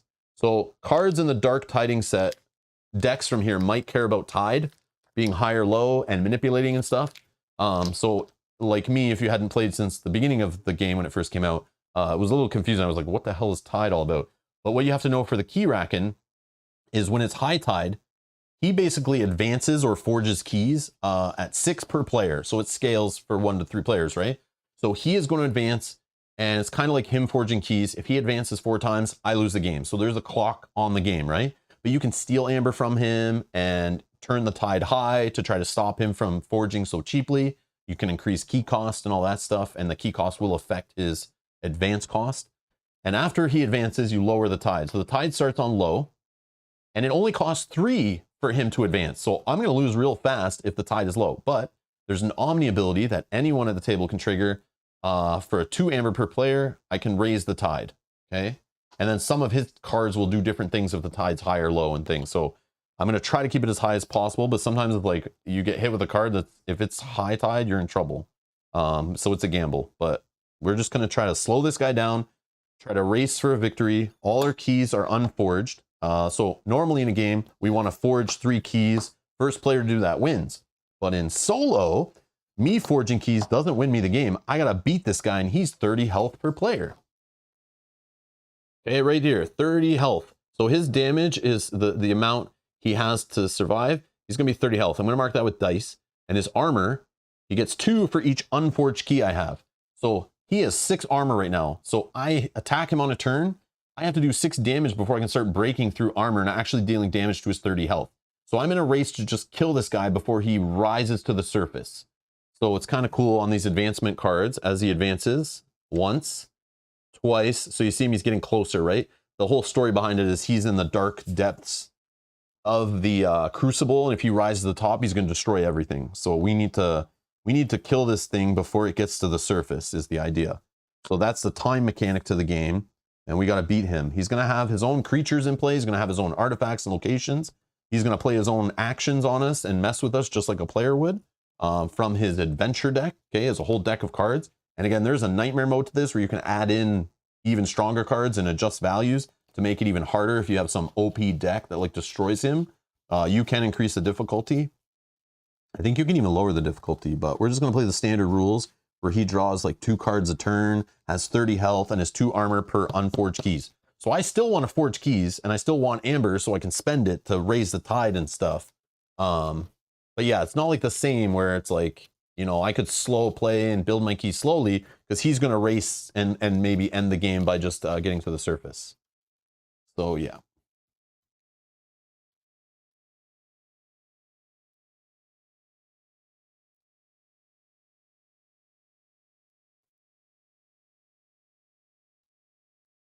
Yeah, FFG added the solo and co-op when they owned the game back when COVID hit. That's when they designed the solo and co-op stuff to give people a way to play the game, and when they couldn't go to tournaments and things, to still want to buy decks and still play their decks and still try to keep the game alive. But now it's published by Ghost Galaxy. They have the game, they have the keys, they're running it.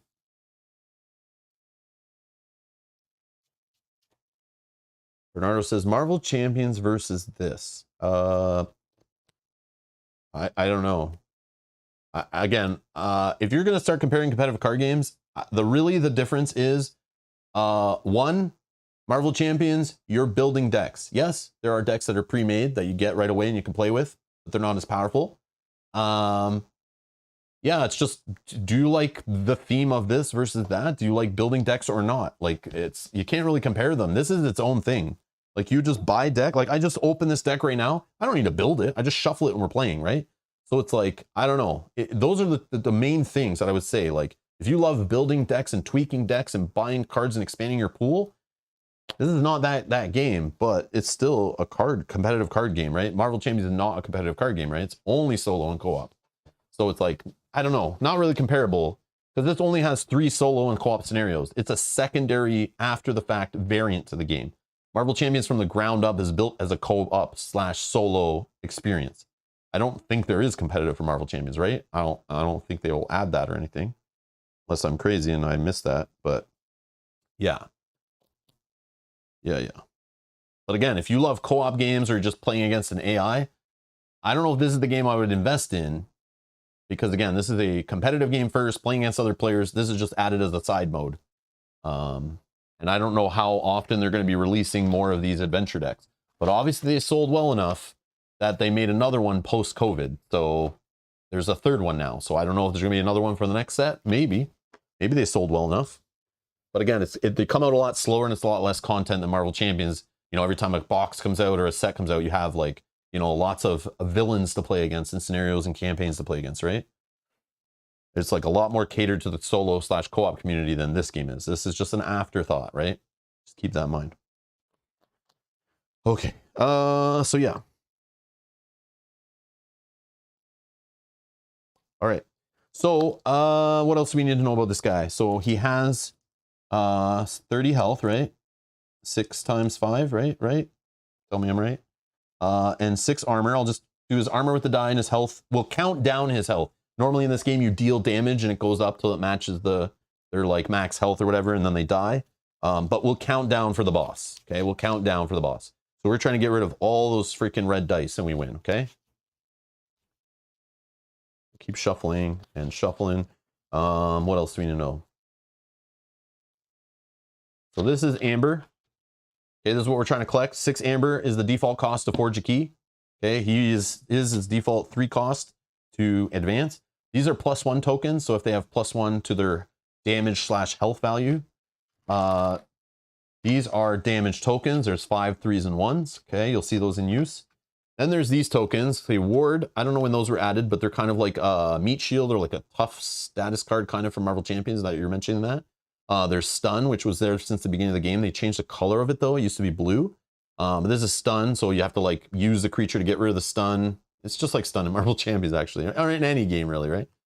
And then this is enrage, which I have some of that mentioned in this current deck.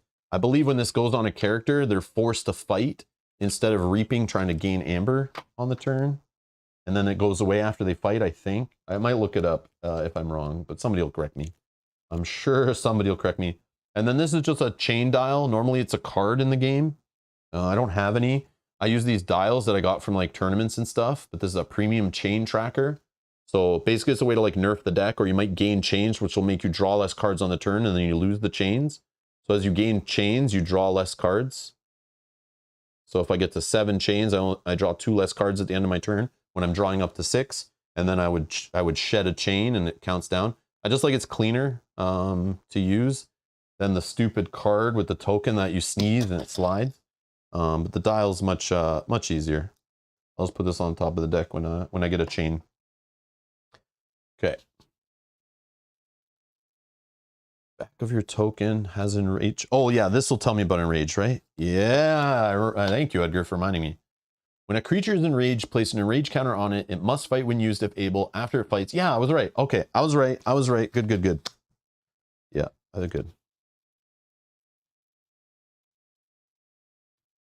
Keys here, nerf Keyraken in some way. I think as yeah, less armor for each key forged. Yes, yes, yes. Steven's here. Hey, Steven says, hey, Rob, did you have any issues with your pledge? I didn't get any of my stretch goal stuff, and they haven't gotten back to me about it in more than a month. Hope you're having fun with it. I don't know. I would have to actually go back and look at my pledge. I'm assuming it's all there. You're right. I just opened it today, so I didn't look through everything until now. So thank you for giving me the heads up. I'll actually check it after the stream. I'll look in my game found to see if I got all my stuff. I don't know. I think I did, but now that you're mentioning that, I should probably check, right? That sucks though. Hopefully they'll get back to you. But I know they're still dealing with pledges and things. Like I know it's a slow go, right? Like I know people are getting them months ago, and I just got mine in Canada. Like there's like delays on things and stuff, obviously. But it's crowdfunding. You can't expect perfection, as I've learned. All right, that sucks. Hopefully it gets corrected for you. Just go to Gen Con and harass them at their booth. That's the cheapest way. I'm just kidding. Don't do that. Unless you're already there. If you're there already, go yell at them. All right. So we draw 6 cards to start. There is a first turn rule in KeyForge where the first player draws 7 cards but can only play 1 card on the first turn or discard 1 card. But against the Keyraken and solo, I just draw 6 cards and I play my turn like normal. And I'm not going to mulligan because I have no idea if I should or not. Oh, maybe I should.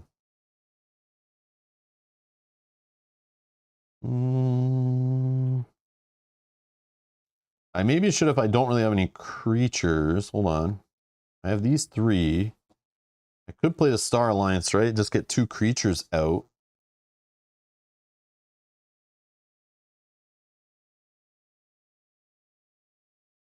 Oh, this could help me just draw cards. If I just play this guy. Maybe I'll draw into Equidon and have more stuff to do. I don't know. Again, sorry. Like, obviously, I've never played this deck or some of these factions before.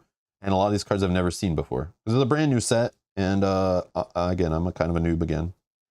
Again, I only really played the first 2 sets. So this stuff's a little different.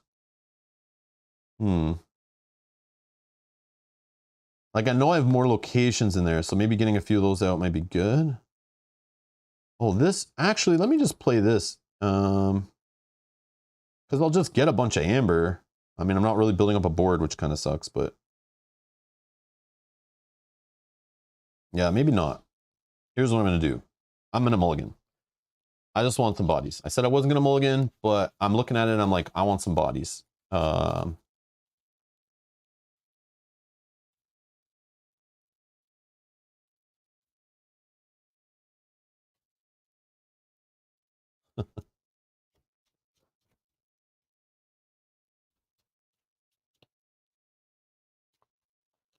you just, for the mulligan, you just shuffle the cards in, I believe, and then just draw new cards. So you could draw like all the same cards, but hopefully not. All right, let's see what we got now. Okay, so we got locations. That's what I was thinking. Either we want bodies or locations so we can like kind of start building up something. But I don't know. Like, I don't know what I'm trying to do with this deck. This is the fun. We're going to try to like stumble through it here. Okay. Your friendly creature on the bottom. Okay, no. I'll say we just go Equidon probably, right?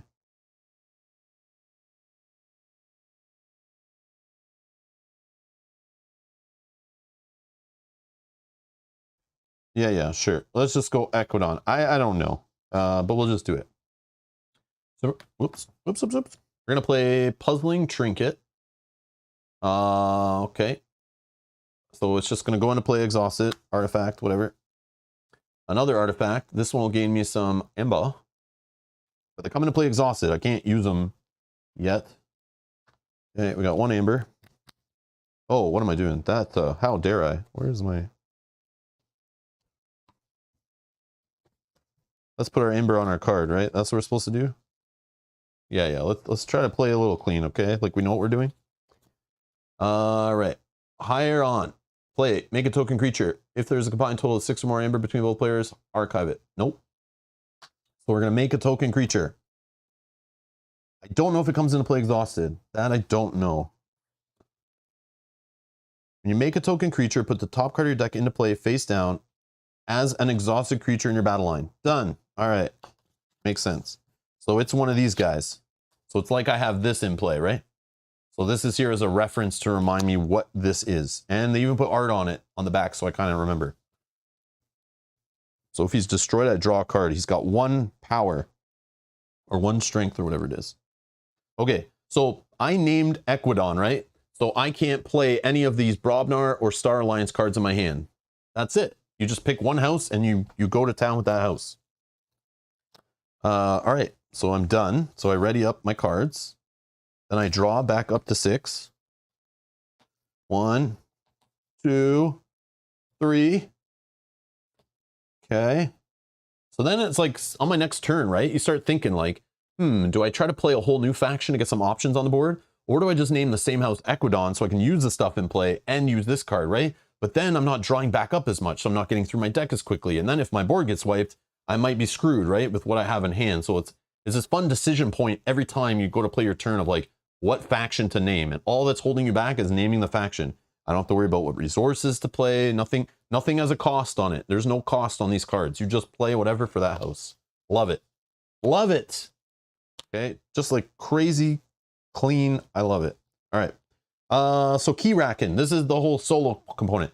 When it goes to the Keyraken's turn, similar to the player, he checks for the first step. Does he have enough amber to advance? Like I would check if I have enough amber to forge a key. He does not. There's 0. So the next thing he does is play 2 cards. If he had any cards in his archive, which are kind of like his hand, he would play from there first. So we're just going to draw the top card and resolve it. 2 cards per turn by default. The first card he's going to play is his own creature. It's an arm, a shield arm to be exact.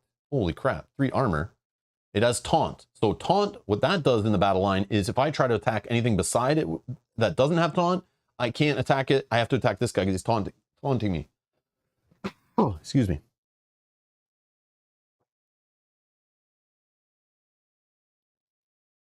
I do have to draw 1 less card per mulligan, I think, in this mode. I'm pretty sure. Timothy, I think you're right. So what should I do? Let's just give myself a chain. Because I screwed up, okay? I'll give myself a chain. Excuse me, throat tickle. Yeah, I forgot about that. I think you're right, Timothy, though. Normally in KeyForge, yes. If you take a mulligan, you draw only up to 5 cards, right? I just don't know in this mode if that changes. I don't think so, though. Yeah, I'll just nerf myself. Okay. So this guy, when he's destroyed, I actually deal 3 damage to the Keyraken, ignoring his armor. So by killing his arms, that is another way to damage him, not just straight up fighting. So this creature will come into play exhausted. The next card he plays is another shield arm. Uh-oh. He's building the board. We're in trouble. Okay. Then we go from left to right. We activate all these guys, including this guy. He'll just reap. And reaping is just him exhausting to get an amber, but I'm not going to exhaust this big-ass card every single time. So we'll just pretend he does it. Then these guys are exhausted. They don't do anything. That's it. They ready up. And it's back to my turn. Okay. Can I deal with these dummies and get them out of play here? Let's find out.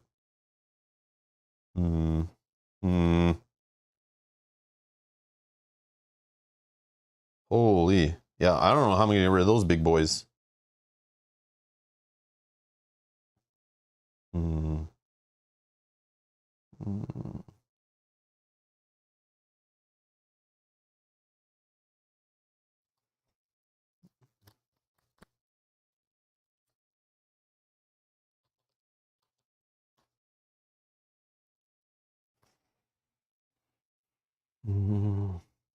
Yeah, these guys are gonna rip me apart here.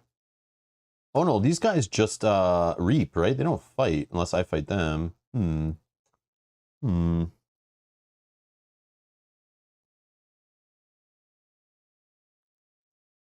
I need to raise the tide soon though. Let me think here.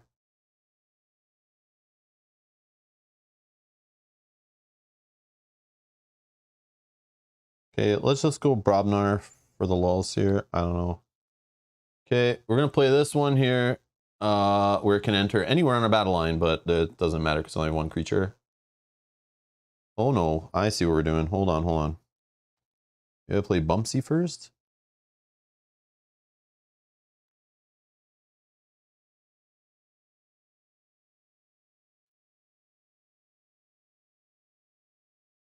How are we doing this? No, I don't know what to do. I like, I want to just fight these guys and get rid of them. Hmm.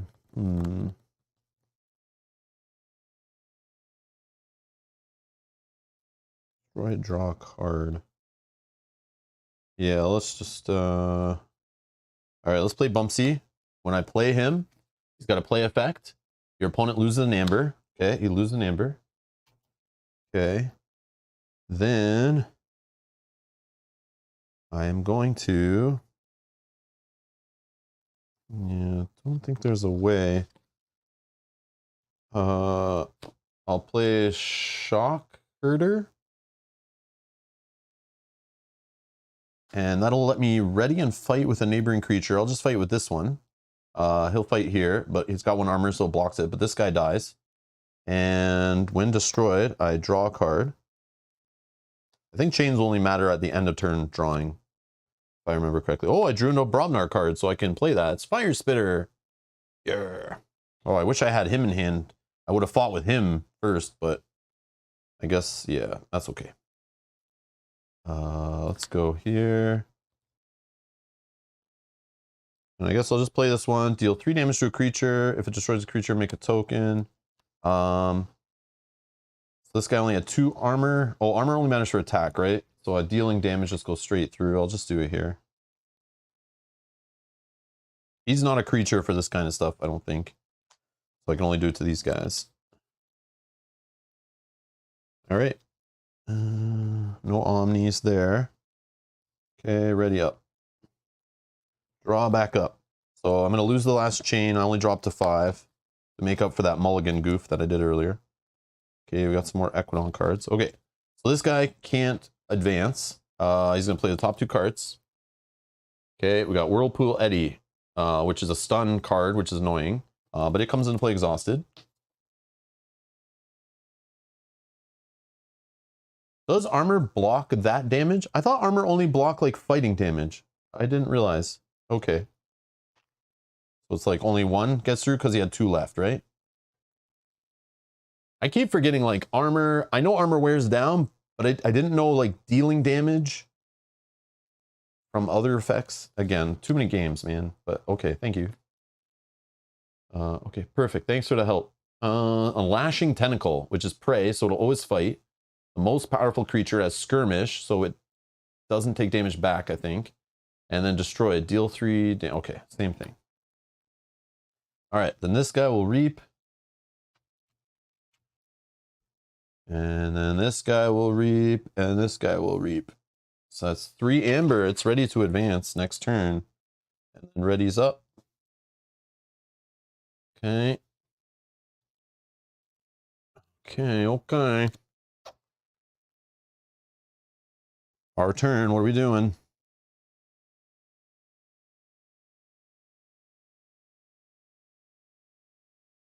Oh, I forgot to draw a card from Fire Spitter, actually. Oh, crap. I messed up. Whatever. I still would have only drew up to 5 cards at the end of turn anyway, right? But none of them were Brobnar. I missed that. I missed that icon there. Which could have... I could use a Amber Pit for anyone. That's neat. So in that case...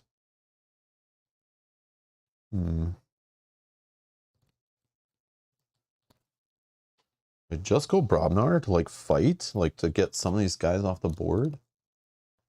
But then I also need a way to like gain Amber. I'm having trouble with that here.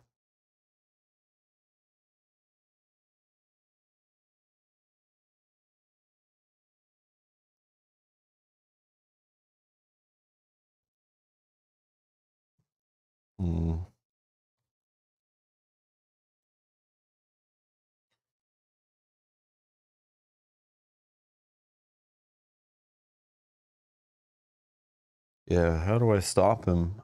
I need to, I think, play Brobnar to Reap just to stop him and then be able to raise the tide, right? Or I play Star Alliance and then just get the Amber off these 2 cards.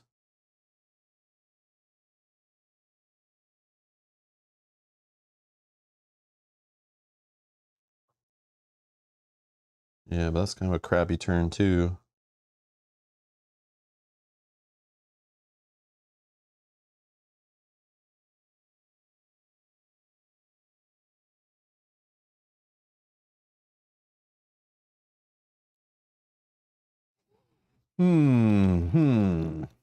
Like thinking short term versus long term. I don't know what the best play is here.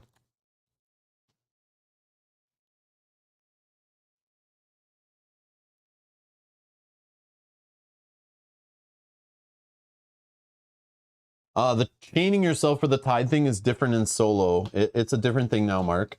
In solo, it's you can lose up to 2 amber to raise a tide. It's different in the solo mode than it is, or in the co-op solo mode. Instead of like the 2-player mode where you like gain chains to flip it. It's different. In this one, it doesn't work that way.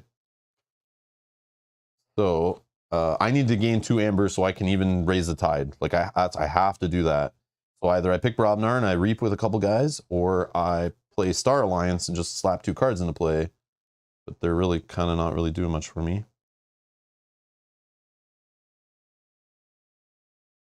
Or are they? Maybe I attach this onto somebody instead. Yeah, let's just go Star Alliance for fun. I don't know what's the right play, but we're going to do it. So Star Alliance. I'll put this into play. This gains me an amber. And then I'm going to play this guy as an attachment. So he's giving like one of these guys splash attack 3, right? Yeah, let's do it on Fire Spitter for fun. I don't know. Okay, so that gains me an amber.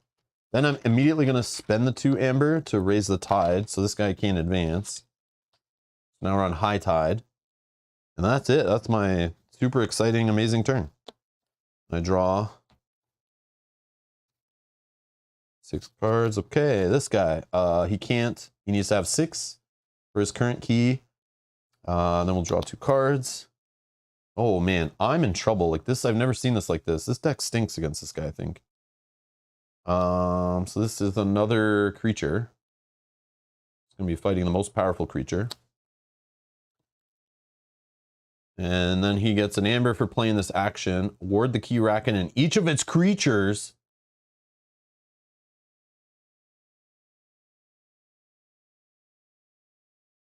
What is that trash?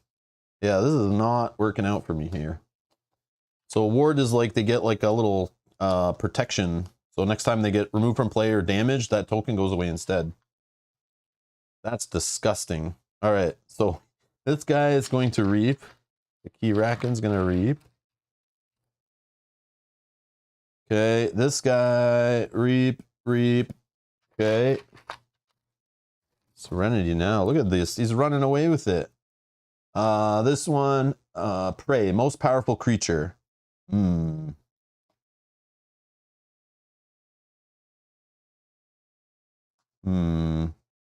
I can say this is the most powerful, right? I can choose.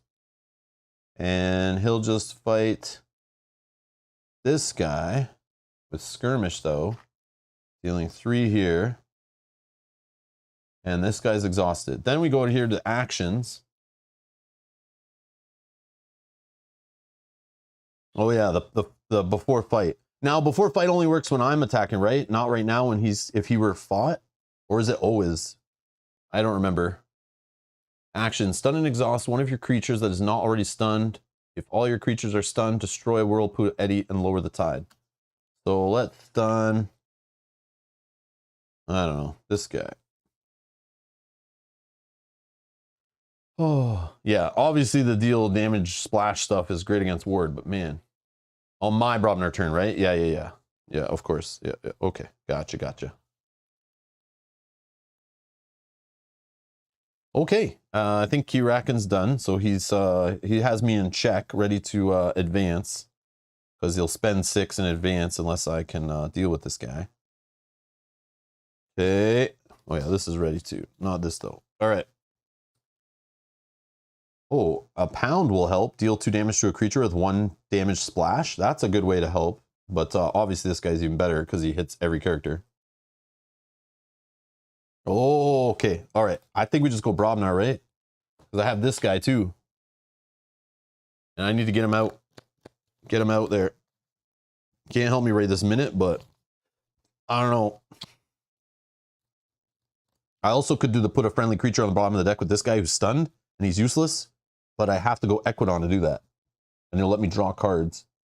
What do I do? What do I do? What do I do? But I can't let this reaping crap and fighting crap keep happening. I gotta whittle his board down.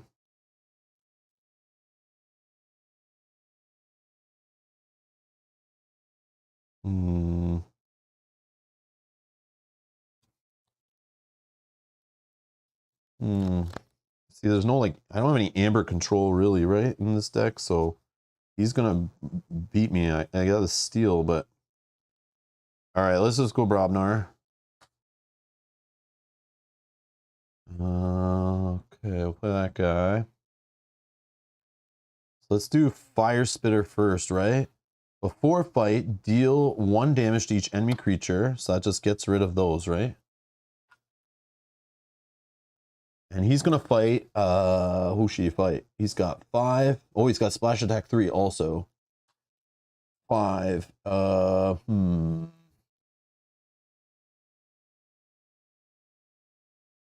mean, fighting this guy, the Splash Attack will kill this guy, break his armor. Yeah, let's just fight here, I think. So he takes 3 back, simultaneously damage this Dell, right? So, oh, he blocks one of them actually. He's got a shield. So Fire Spitter only takes 2 because he has 1 armor. This guy will take the whole 5. He dies. And oh yeah, I forgot to ward the Keyraken. So the Keyraken would right now take 3 damage, but it gets blocked by that ward. Okay, so this guy's defeated. Splash Attack breaks this guy's armor and destroys this guy. And when this guy's destroyed, deal 3 to the Keyraken, ignoring armor. Okay, so we got our first damage on him. And then we've got Bumpsy, who's got 2 health left. I mean, I guess we just hit the guy who's got the armor broken already, right? So 5 damage will be dealt. And then Bumpsy takes 6 back, obviously is gone. We slide our battle line in.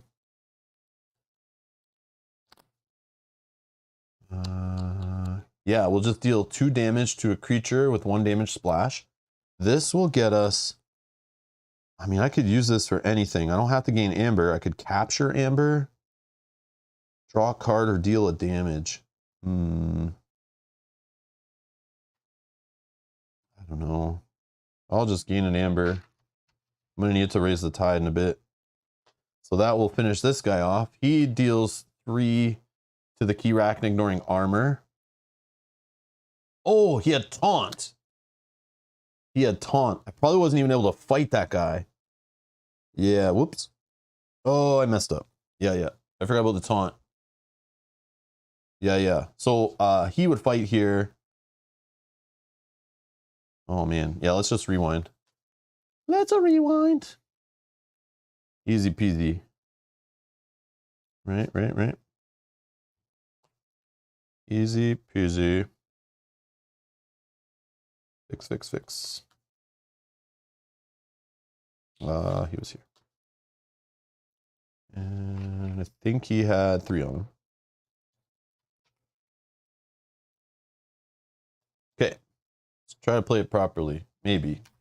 So the taunt keyword I forgot, which means I couldn't attack this guy. I'd have to fight this guy instead. So he would fight, let's say, here, which would get rid of all the wards before fight. He deals 5 damage here, which only 2 gets through because the armor. Splash Attack kills this one. That would get rid of the ward that was there. Okay, it breaks this guy's armor. This guy deals 6 back here. This guy's gone. Yeah, I just popped his ward right there when the other guy was destroyed. The before fight, this doesn't... I don't think this affects the Keyraken because he's not technically a creature. I'm pretty sure it says that in the rules, but I could be wrong. But he looks like a creature, but he's not a creature for like dealing damage and all these kind of weird things. But I can fight him directly if I want, which is weird. Okay. Then this guy needs to be hit for 4 more.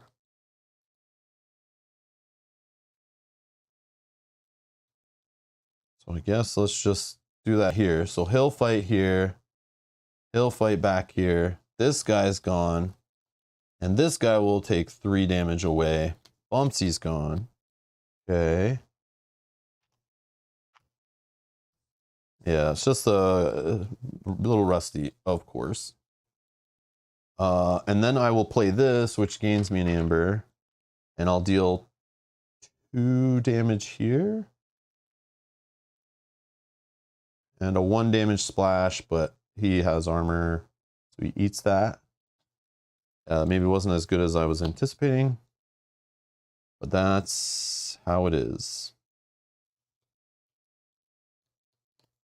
Oh yeah, I just didn't put the word back because I knew I was gonna wipe it in 2 seconds anyway. Yeah. But it is gone now. Okay. All right. We draw back up 2 cards. Okay. All right, this guy is definitely forging or advancing 6 amber. And the tide goes low. So he has 1 amber and he advanced once. Okay.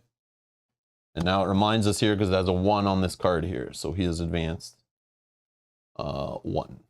The 1. So that's letting me know he's advanced once. And some cards will ask based on advancement or keys forged. So we know he's forged 1 key or advanced once. Okay. So 2 cards. So he's going to get an amber. And what's this one say? Play. Exhaust your most powerful creature and each creature you control that shares a house with it. If the tide is high, the Keyraken archives 1 adventure card. Okay. All right. Not naming Brobnar next. And then we got another action. Play. The Keyraken gains 1 amber for each creature you control that shares a house with 1 or more of its neighbors to a maximum of 4 amber. 2 creatures share have neighbors that share a house. So annoying. Okay. He's gonna reap. Look how fast this is. He's gonna reap. He's gonna attack the most powerful creature, which is this guy with skirmish. So he will deal 3 damage here. Okay, then this one. Stun and exhaust 1 of your creatures that's not stunned already. Then it says, if all your creatures are stunned, destroy this stupid card and lower the tide. It's already lowered. So yeah, that's bye. Bye. Don't let the door hit you on the way out. Stupid. All right. Okay. Wait, didn't Shield Arm lose an armor to Pyro Fire Spitter? They were all warded though, right? Remember they were all warded, and I think this Fire Spitter just cleared the ward, right? It doesn't affect armor, right? Or would the armor be gone first, so the ward isn't truly gone until it actually gets through the armor and deals damage? Again, ward, I'm new with the ward stuff.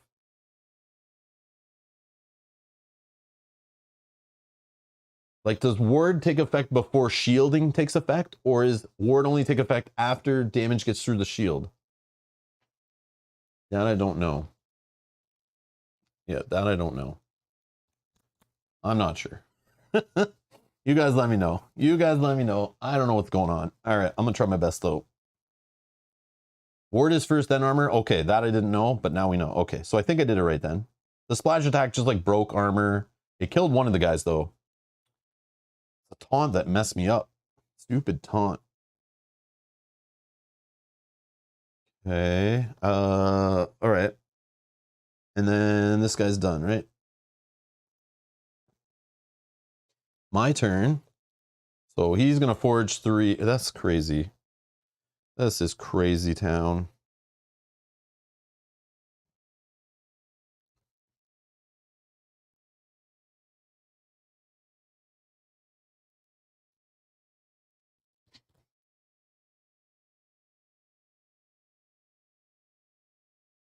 Okay, let's go Equidon. I'm going to do this action. Put a friendly creature on the bottom of its owner's deck. If you do, draw 3 cards. Let's put this one that has a play ability. It's not doing anything anyway.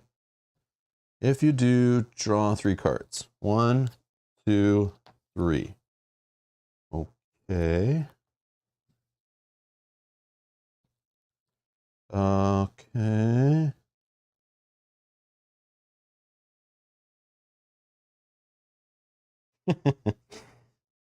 um.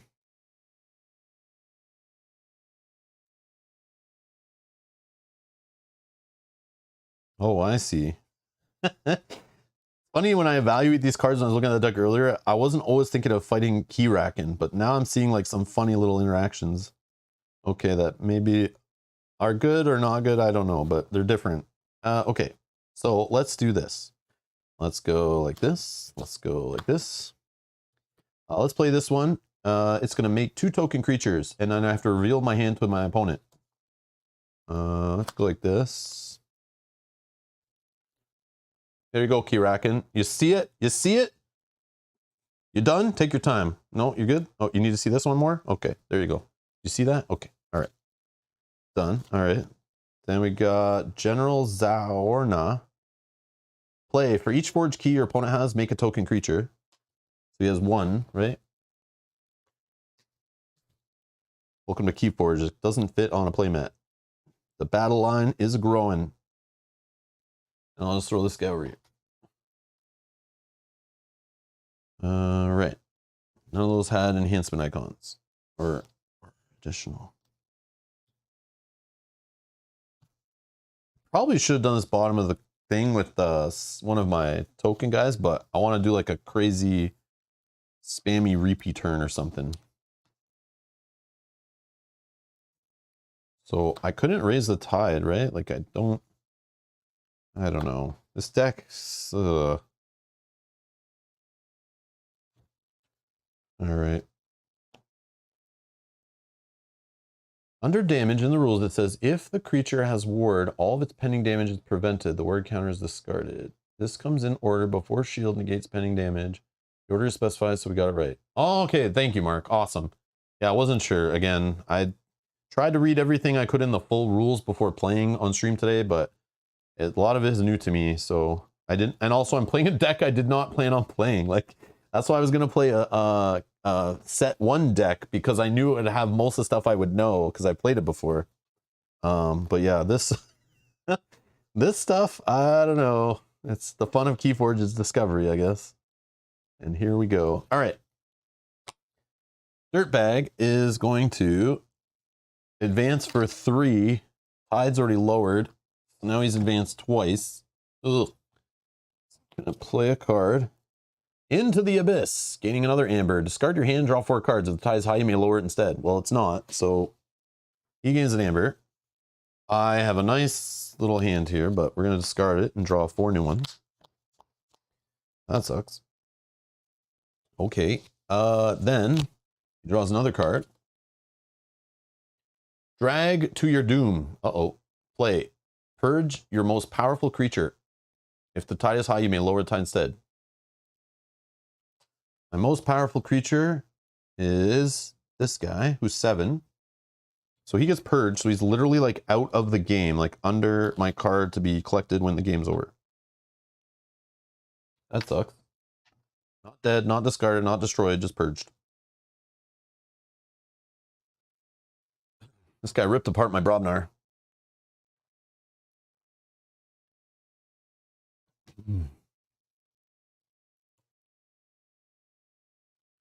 Okay, what do you got now?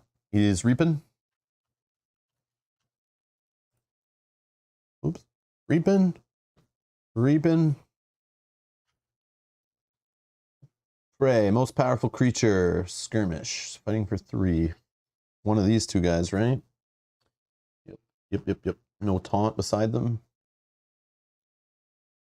Stupid skirmish. All right, ready back up. Our turn. Now what do we got? Okay, looks like we got a bunch of artifacts and upgrades for Star Alliance here. Make a token creature if there's a combined total of 6 or more amber between both players. Archive higher on. There's not. Oh, but there will be. I'm going Equidon, right? I have to with all of them in play, right? Because they're all Equidon, even my tokens. All right. Yeah, let's do it. And we'll play this last, right? Because maybe we have 6 amber and we can archive this and then take it back and play it again at some point in the future. Okay, how are we doing this? Let's look what we got here actually, right? Because we could do the bottom of the oh, Earth Shaker. Earth, yeah. Earth Shaker. What else is here? Oh, they're all Bromnar cards. Okay. Hmm.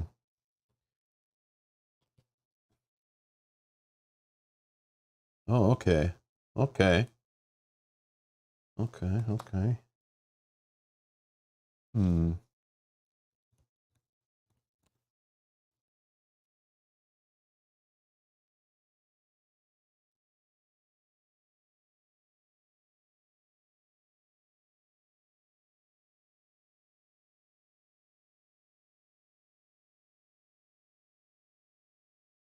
Hmm. Yeah, let's go Equidon, I guess. Let's go Reap. We'll spend 2. And we'll raise the tide. I don't know, man. Okay. Let's fight. 1 against 3. This guy's destroyed. Right? This guy's destroyed. When my guy's destroyed because he's this guy, I draw a card. Okay. And then when this guy's destroyed, he deals 3 to the Keyraken, ignoring armor. Right? Taunt again? I did it again. Taunt. Thank you. Thank you for catching it. Oh my. Thank you. That was this card. Hold on. We can fix. It was a little buggy. Okay, we'll just do this. Okay. We'll draw again. Don't worry. We'll figure something out. All right. Like quite the little puzzle here. So this guy, I need to get through 3 armor and 5 damage. Holy.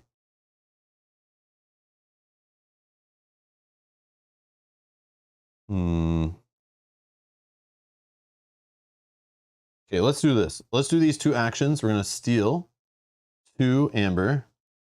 And that's going to deal damage to these guys. Right. Then let's fight with this guy for 4 against the taunt guy who has skirmish. So he doesn't get hit back, right? But he breaks the armor and deals another 1 damage. Then... oh, the swapping thing.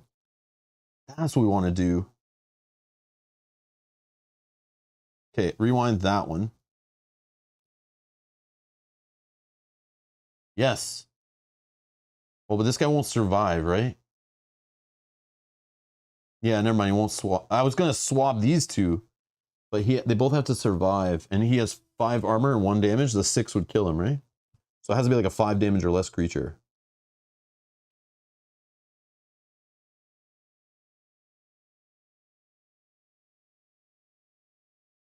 Okay, this guy's not as cool. Not as cool.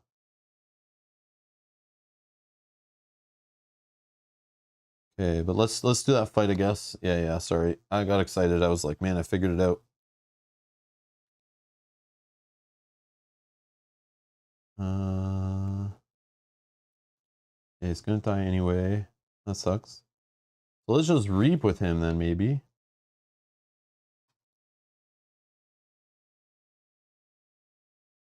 I think. Probably should have tried to do this too. Yeah, let's do this. Action. Put a friendly creature on the bottom of its owner's deck. If you do, draw 3 cards. 1, 2, 3. Oh, yeah. See, I should have done this first to get more information, right? Okay, whatever. This guy will draw 2 cards.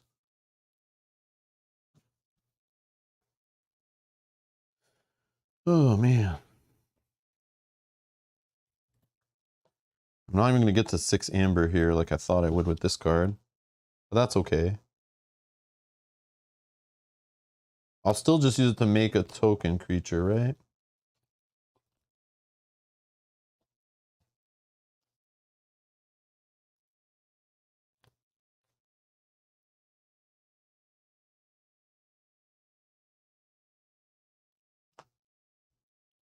And then these guys. I should probably just fight and destroy with them, right? Yeah, let's do fight. Let's just do 2 more damage on this guy. David, it's going. I don't know how well, but it's going. So when these guys get destroyed, right? I draw 2 cards. Because it's these guys. Whoa. I already knew what those cards were, I guess. I didn't realize it was that deep. Oh man, we should go Star Alliance next. Oh man.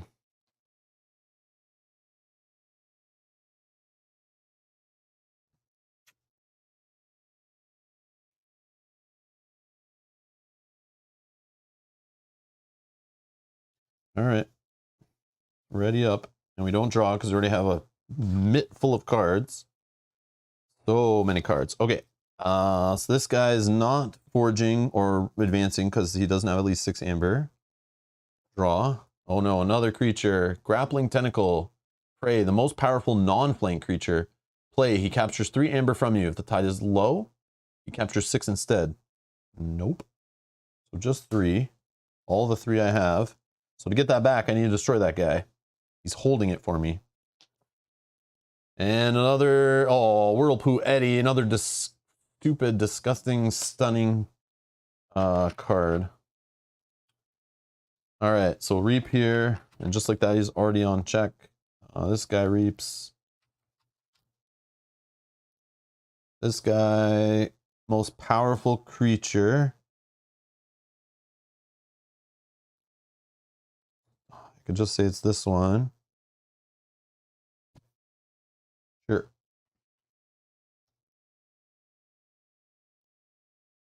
Okay. Ugh.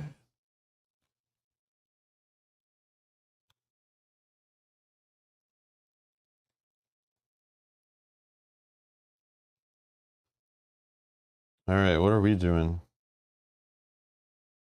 I just leave him alone. Like, I could steal 2. I don't know.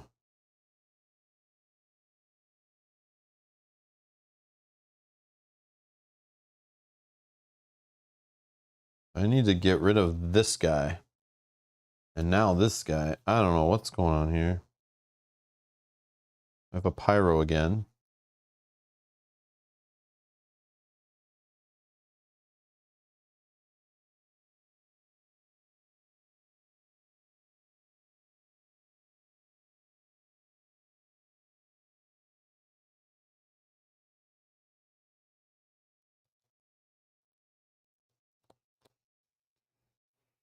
Need to forge a key at some point.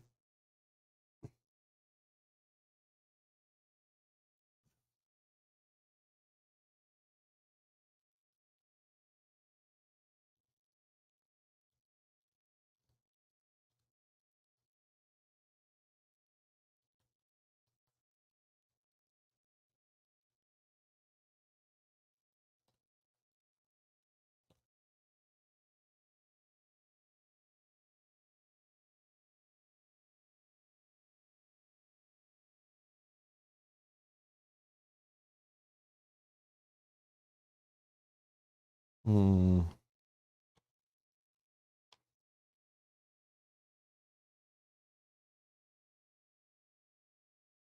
Think I have to choose Equidon. I think.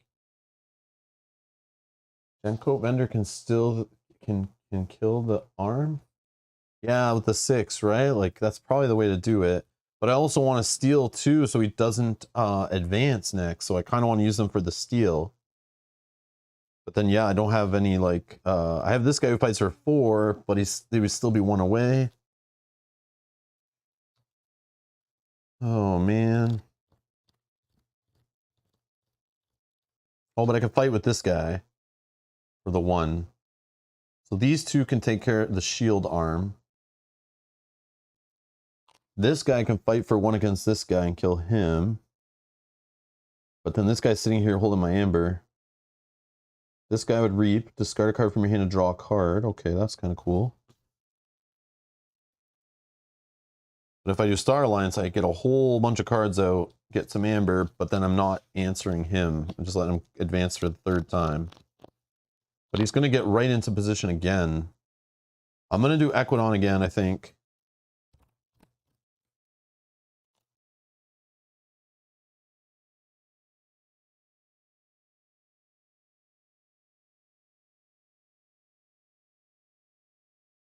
Yep. I think I know what I'm going to do. So I'm going to name Equidon. I'm going to fight for 4 with Skirmish against this Taunt guy. So 1 gets through. Then I'm going to fight. Oh no, I know how to do it. Then I'm going to put a friendly creature on the bottom of its owner's deck. If you do, draw 3 cards. 1. Right.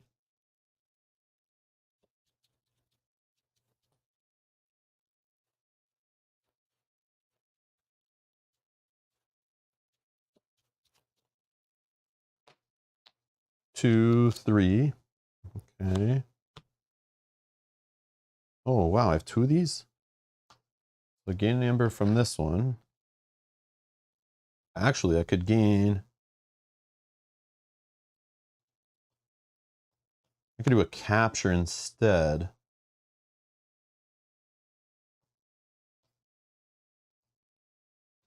Yeah, instead of it, I'll do it as a capture amber instead of that. I'll capture. I think I can put it on like any friendly character with this card. And these guys will steal to... Actually, no, I only need to steal once now, right? Yeah, I'll just steal once. This guy can fight this guy. 6 and 6, take each other out, right?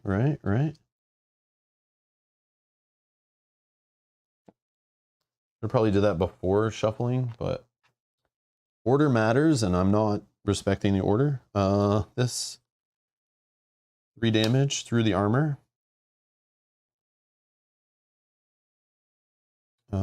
What was the other thing? Then we'll have this one fight here for 1. They take each other out. This guy will let me draw a card. This is kind of nutty. And I'm not even playing it the best way. I have a handful of cards, but will they do anything for me yet? We'll see. Then this guy's gone. He deals 3 damage. Ignoring armor. This guy just needs 1 more, which I could do here, right? 1 through this kills him, but this guy hits back 5 armor, doesn't have to worry. And this guy will deal 3 more damage through the armor, right? Okay. I haven't lost yet. We're still in it, maybe. Who needs to reduce his armor by forging keys? I just keep killing all the thousands of arms he has. And I win that way, right? This guy will reap. And it says he has an after reap ability. Discard a card from your hand to draw a card. Sure. Maybe I'll draw another Equidon card. I don't know if I have any left. Oh yeah, I have this guy still too. Discard a card. Man, look, I got like a Brahmnar turn coming. I got a Star Alliance turn coming. What is the card? I don't want to really...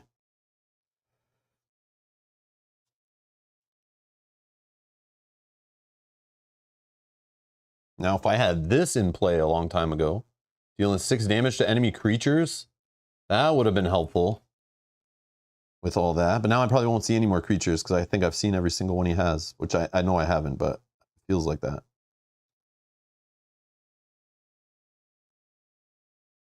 Let's just get rid of this one. We'll drop. Oh, I did get that one. Oh, okay, hold on. I don't have enough. For each forged key your opponent has, make a token creature. He has 2, so token creature. Okay. Then I'll play this. Yeah, I have no other way. Getting a 6th amber, that's okay. So this makes a token creature. Oh my god, I keep forgetting I have this. I keep forgetting I have that. I should just play it all here. I keep forgetting that was there. So I do have 6, so this archives, right? Oh my god. Again, I should have, I don't know. It's all good. I appreciate the help. I do. I'm sorry for all the mistakes, guys, but like, I was not... I'm like all over the place here. Okay, it's fun though. We're having fun. At least I am. Principal ship, Colioid, I'm sorry if I'm frustrating you very much. I am very sorry. But I do appreciate your help very much. Thank you for the help. Trying to stay there, but it's hard. It's hard to keep saying in this. I'm seeing too much new things. All right. So that's it for my turn, I believe. I don't think I have any other tricks. Okay. So it's ready up. So I'm on a check for once, but you know he's gonna steal all my stuff. So he doesn't forge or advance because he needs 6. Race to the surface. Each time the Keyraken has advanced this game, it archives 1 adventure card. Draw that many from your own deck. Okay. So gains an amber. It's advanced twice, so it's going to archive. I'll just put them like here maybe. So next turn it will draw these first and then the 2. So like it has a bigger hand for next time. And it does it again. So I need to draw 4 cards from my deck. And it's going to get another amber. The next turn, it's going to literally play like 6 cards.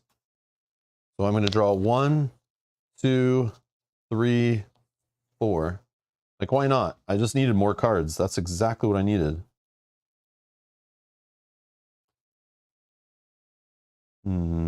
Okay.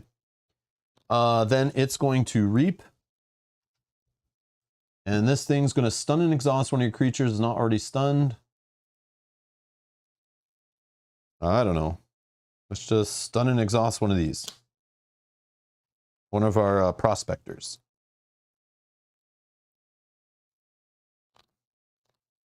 Okay, our turn. Like, is it dumb to just keep naming Equidon when I literally have my whole other deck in my hand? Like, I just don't have room. Like, I gotta keep it all on stream, right? Like, I don't... Oh man, I want to slap down a whole bunch of Bravnar characters, but they will destroy like my whole board, which I know that's a combo, right? Like, this guy comes in and I can destroy each creature with 3 power lower, so I destroy like all my little guys, but they let me draw cards, right? So it's like kind of like a synergy between the houses in the deck, which is super neat. I love board clear stuff, or like reset stuff. But it's like, he's got no creatures, so like I don't want to do that, right? Like, I would just be hurting myself, kind of. And I don't like punching myself with my own Brobnars, but it happens sometimes. Okay, so... Oh yeah, we're gonna forge our first key, everybody. We did it. We forged a key. Holy crap, he goes down to 4 armor. Hey, Kanji.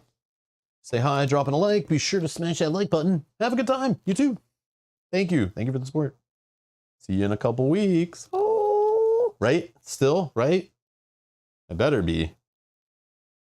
Don't tell me your real life stuff got in the way too and you have to cancel. Don't say it. Don't say it.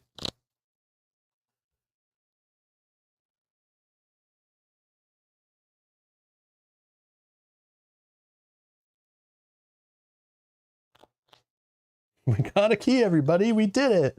Yay! But this guy's going to forge a key. And if he does 2 more, we lose. So can I stop him again? I can steal 1. No, I need to get 3 out of there. How do I do that? I don't know. I don't have much amber control. So I just got to press, right? I got to just smash him, right? I just got to smash him. Maybe I'll just run all these guys into him. That's not enough, though.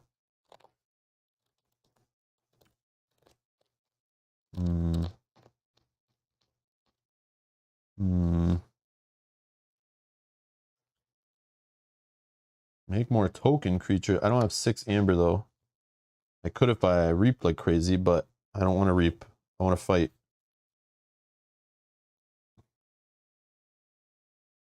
Okay, what do we do? Should we get silly with Brobnar and just go nuts, like draw cards, just play like 1,000 things?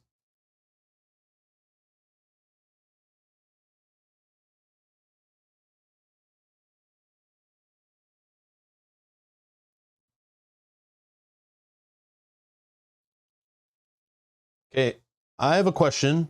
I thought this worked this way, but I'm just realizing, could I put my opponent's creatures on the bottom of their deck? Is that a way I should be thinking about this? Or because it says friendly, it can only be my own?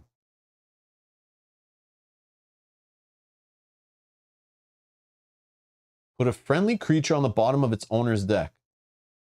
Like, it's got to be friendly to me, right? So it's like only my creatures, right? Or am I misunderstanding how this works? Because I feel like it's a synergy with my deck of like getting rid of my weenies, right?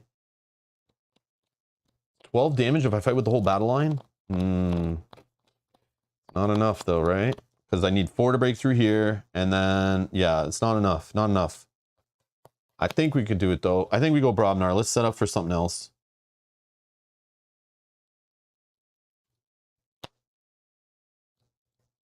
Yeah, this one's stunned. Oh, did I not ready this guy up? I didn't ready him up before, right? Yeah, yeah. Oh, is it worded that way because you can steal creatures from your opponent, right? Oh, okay, then it gives them back their friendly. I get it, I get it. Yeah, so it just keeps it going to the right place, right? Okay, so I was like, that's way too powerful if I'm putting their creatures on the bottom of their deck and I'm drawing cards. That's not a thing. I knew that's not how it worked, I thought, but then it just threw me off. I was like, why is it mentioning owner's deck? But it's because I shouldn't put it in my deck. That makes sense. Keep their cards that they own on their side of the table after it leaves play. Makes sense. Makes sense. Okay. Yeah, let's just go Brobnar. Let's get nutty. We say Brobnar. Okay, how do we do this?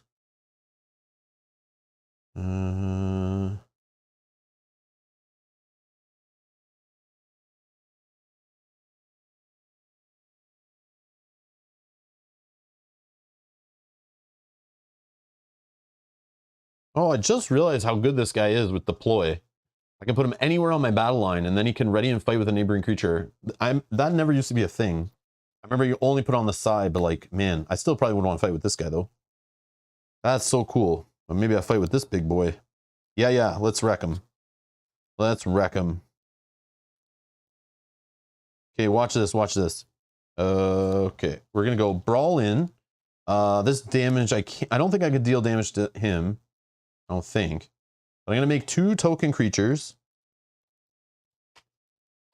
And I'm enraging them. Okay, whatever. Okay.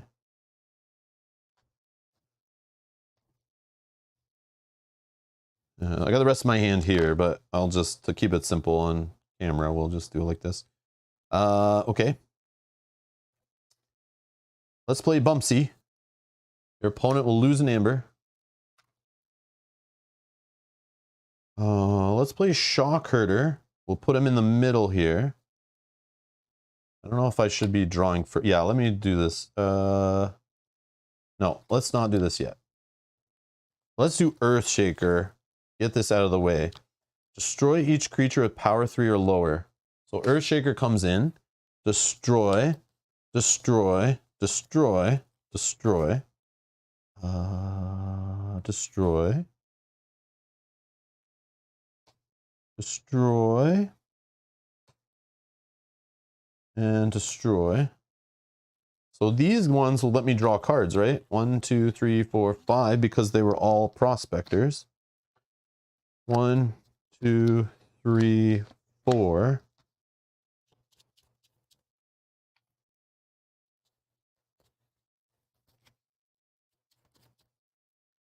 Five. Okay, let me clean up some stuff here. Oh yeah, that amber goes back to the opponent, right? That I captured. Okay, clean up the board a little bit. It's a little more manageable. Let me look at our whole hand here.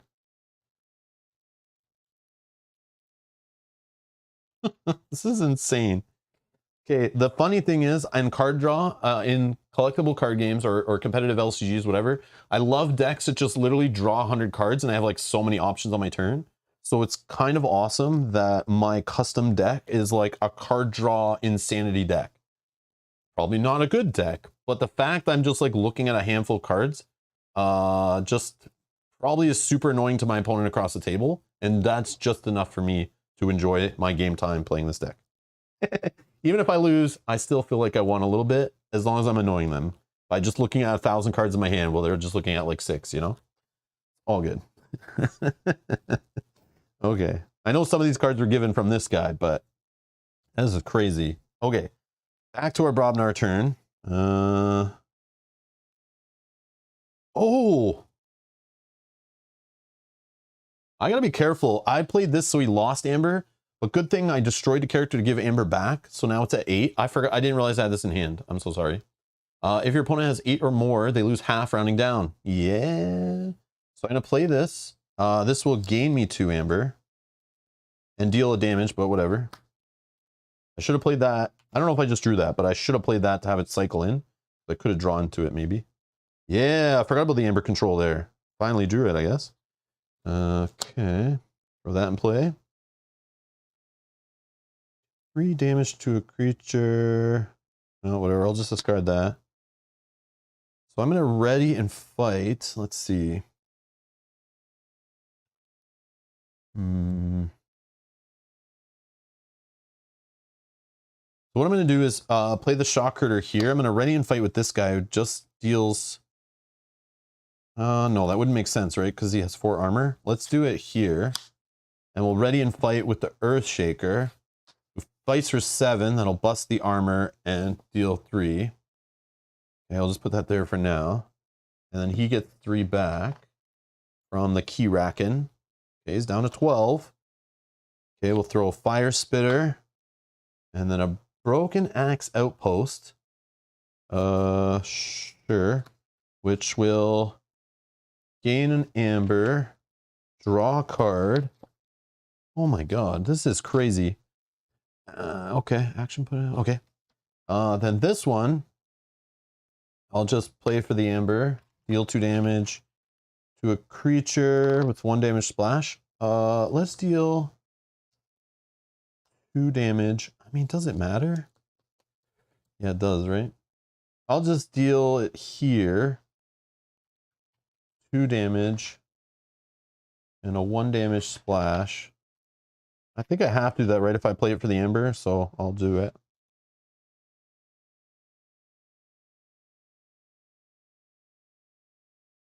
Spectre remains exhausted.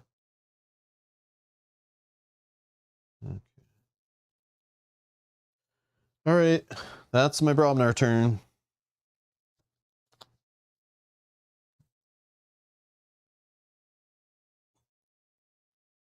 Okay.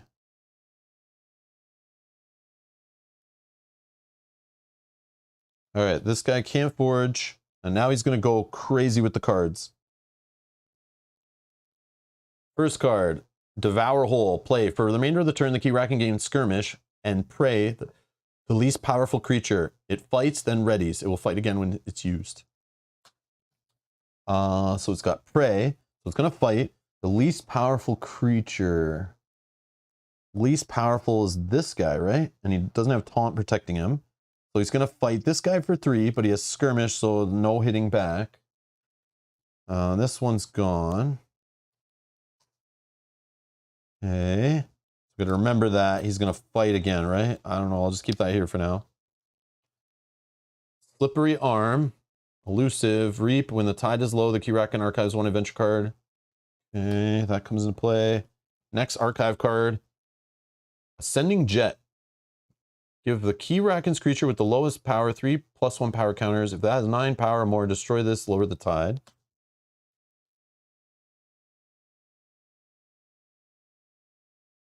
Yeah, okay. Principal ship, I was thinking that, right? Like, it's kind of weird, right? Because, like, I can't put damage on him, so he's, like, nerfing some of my cards, and if I want to play them, I gotta hurt myself, right?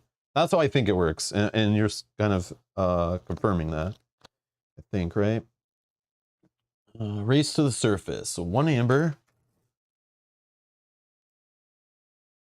Oh no, where did it go? Oh, it was this, sorry. This card, sorry. I'm confused. Play. Shuffle the adventure discard pile in the adventure deck, then the Keyraken archives 3 adventure cards. Oh, no thank you. If the tide is high, you may lower it instead. Yes, I will lower the tide instead. I'll cancel that effect. I don't need him to shuffle all those creatures back in. I also don't need him to lower, archive a bunch of cards so that silly stuff happens again. And then now he's going to draw his normal 2 cards off the top. Oh, this is crazy. Emergence. So he's going to get an amber, going to 5. And what does this say? Destroy 1 of your artifacts and exhaust 3 of your creatures. Ooh!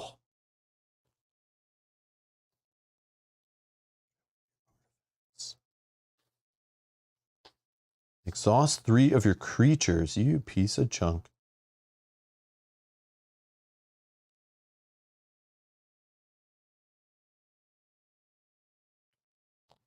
Right? I think, like, are we going Brobnar next or not? Or do we go Equidon? I don't know. I think we go Star Alliance. I think we go Star Alliance. Yeah, let's just do that. Oh no, but then why did I destroy this? Friendly creature on the bottom of its owner's deck, we do archive 2 cards.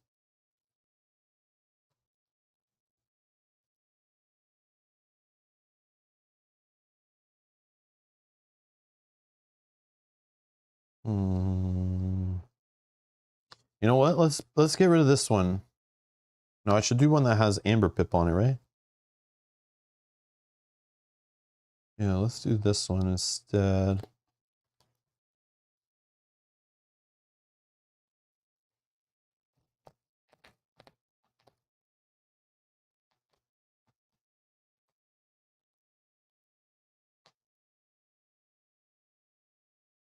I think with this readying and raging a creature with a might club, I think that'll break the 4 armor. Then I have these guys that do 12 total damage. I think I'm good.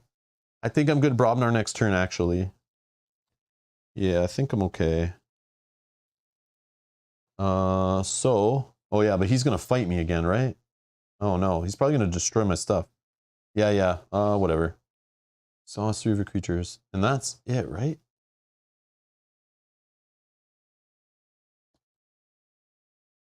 One, 2, 3, 4, 5. I think that's his turn, yeah? Or do I need one more card for him? I think I need one more card, right? No, this one was 1. And this I probably forgot to ready up, right? From last time? 1, 2, 3, 4, 5. I feel like he needs another card, but I might be confused. Might Club does not house cheat as far as I know. Yeah, it does. Right? It just says creature. It doesn't say Brobnar creature. Right. Yeah. I'm pretty sure, right?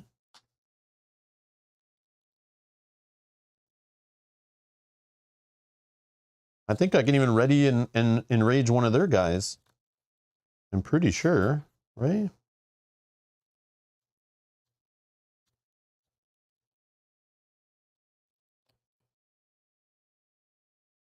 Oh yeah, because it won't fight right away. I see what you're saying. Yeah, it just puts an enrage token on him.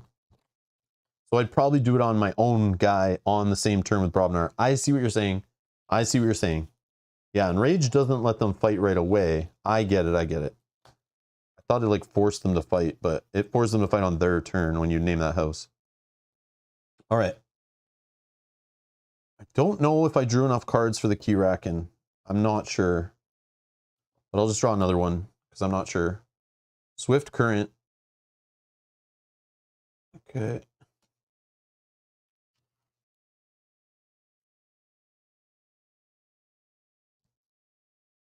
Yeah, that was this turn. This was this turn. This was this turn. This one, I think he had 4 archived, right? So 1, 2, 3, 4, 5, 6, and Race to the Surfaces were last turn, right? So I think that's the 6 cards. I'm pretty sure he archived He had 4 archived, but maybe it was only 3. Either way, whatever. I'll make it harder. It's fine. It's fine. Okay, so now he goes, he does this whole prey the least powerful creature. It's this guy. So he fights this guy, puts 3 damage on him, right? And then this guy, sleeping, stun and exhaust one of your creatures that is not already stunned. I guess we'll just stun this guy.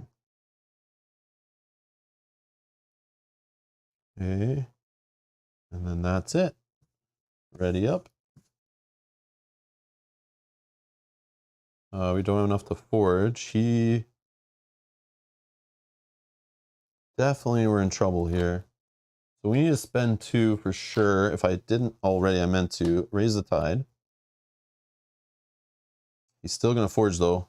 He's still, yeah, okay.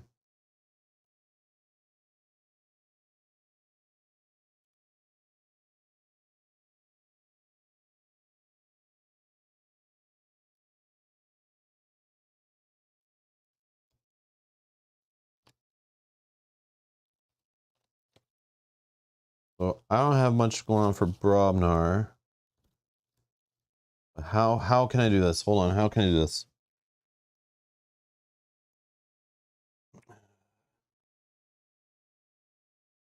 I go Brobnar.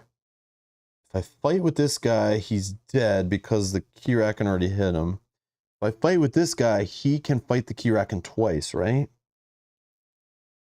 So that's 5. Yeah. So that's 7. 17? Yeah, I think we're okay, right? I might be wrong. I'm gonna name Brobnar. Okay, so let's go.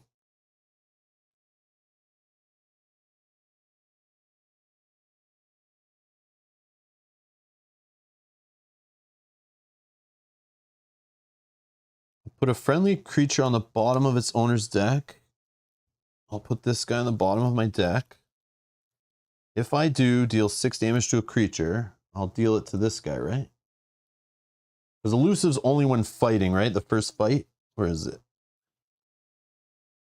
First time a creature with elusive is attacked, no damage is dealt. Yeah. So this guy we get rid of. When he's destroyed, we deal 3 through the armor. Okay, so yeah, we're good. That's the key right there. Okay. Then I will fight with Fire Spitter. There's no creatures to damage. So that gets rid of this 4 and deals 1 through here. And then 3 hit back, but only 2 gets through because he has 1 armor, right? Then I'm going to ready and enrage a creature. I'll ready this guy. And then he'll just fight again to deal 5 straight. And then 3 hits here and kills him, right? And then Earthshaker for the finishing blow, right? And then he died. And we win, right? Right. Did I mess up anything? Ready and read. Okay. I think we're good, right? Boom, we win. He's dead. Bow. All right. So we only advanced twice. Like we were close. Maybe it should have been 3, but that's crazy.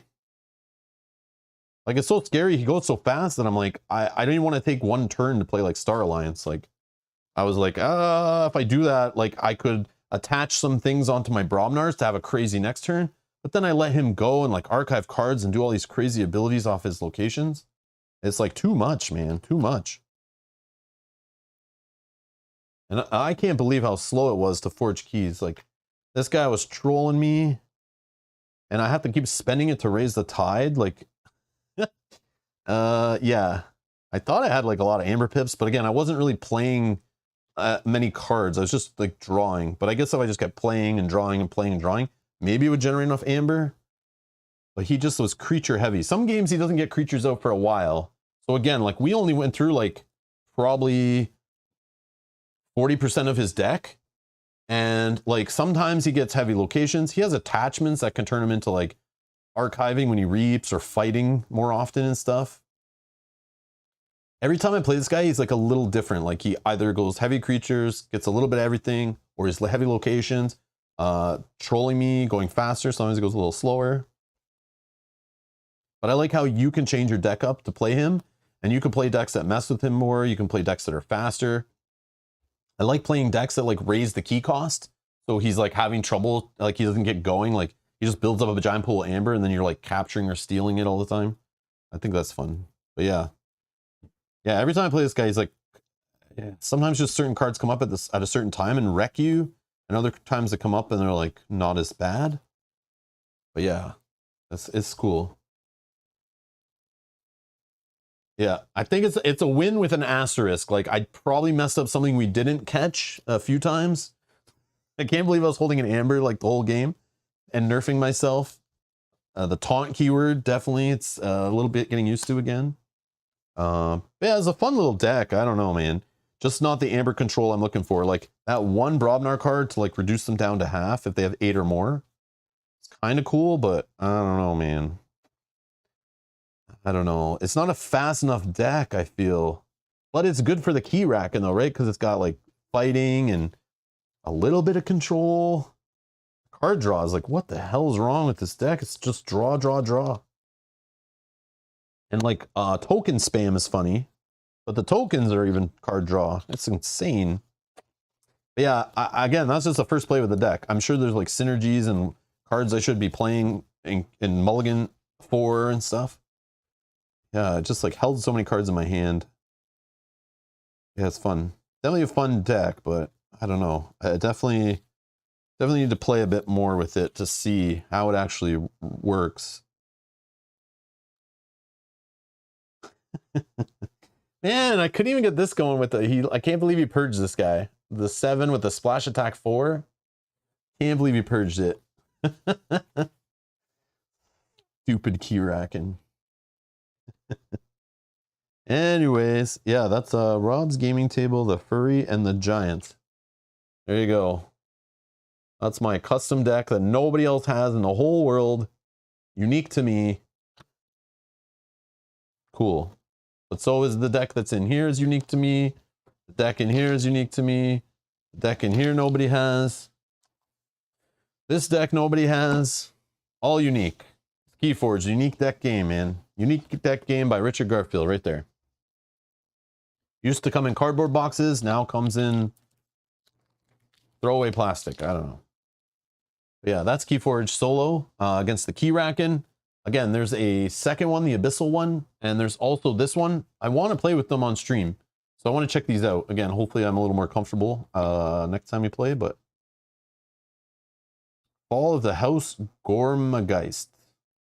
Yeah, like that looks cool, right? We're gonna play some, it's like Arkham Horror. We're gonna play a little Arkham Horror mixed with our KeyForge. Should be good. Or it's like Luigi's Mansion, little Luigi's Mansion mixed with our KeyForge. I'm gonna close the poll here. I should close earlier. Let's see. Thank you everyone that voted. Holy crap, 98 votes. 61% of you that stopped by the stream today have not played KeyForge. 38% yes. Yes, it doesn't add to 100. Thanks, YouTube. Easier to open now with slit wrapping. Oh, is it? Yeah. This feels cheaper though, but like this is like an old school thing, man. This is like old school FFG with the cardboard packs. They eventually changed to blister packs on their LCG expansions. This feels like this reminds me of when I first got into board gaming. I was buying like Lord of the Rings and like Game of Thrones packs, Netrunner I think too, all in like cardboard. And then eventually they went like with the blister packs. It's a mild preview of Grim set coming next. Haunted Status Effects.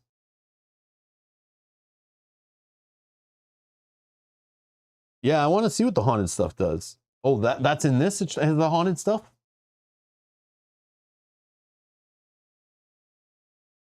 So I need a deck that like pulls things out of my discard pile or goes through my deck really fast? Or has my whole deck in my hand so I never have a full discard pile to be haunted?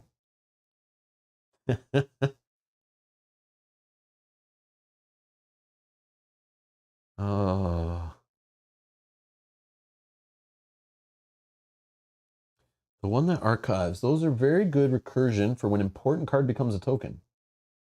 No, that's cool. That's cool. Yeah, so I got lots of new KeyForge to play with and open and smell and look at. So I'm excited. I'm gonna be yeah. Oh, hold on.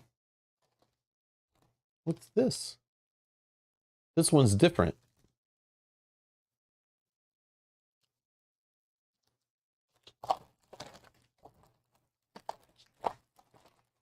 Yeah, I had 2 extra decks in there. One of them has this on it. I don't know what that means, but I'm a savior of KeyForge, I guess. So I have a savior of KeyForge Archon deck. What's different about this one, Mark? Do you know? Or is it literally just on the package, like here was a free deck you got? Just reminding me that I got it for backing it. Because the other deck I had loose in the box was just blank. Like it's normal, right? Oh, gold border deck art. Okay. Thank you, saviors, not for retail. Okay, well we gotta open this now then too, right? I don't know how to open it though. I've only been trained on the cardboard boxes. I don't know how to do this.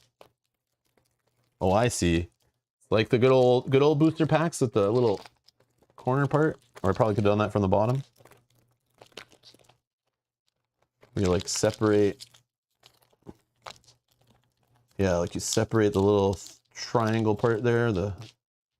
Okay, come on. There we go. Oh, still in plastic. Blue, the gracefully secret. Don't tell. I have a secret. Secret deck. Oh, wow. Look at what's going on here. Yeah. It's very yellow. Very yellow. Ooh, unfathomable.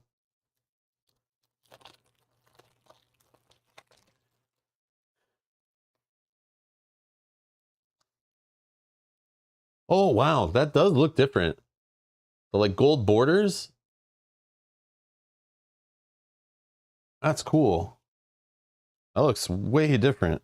That's like very bright. Very bright. Yeah, I don't know like any of these cards. This house I've never really played with, I don't think. But this would have the Tide stuff, right? Or no? Only if it was from that other set, right? I thought this faction like brings in the Tide stuff, but I guess not. Oh, this is my token creature. My token for this deck is a Squire. Who has Taunt. Oh, that's annoying. What are my rares? Let's find the rares.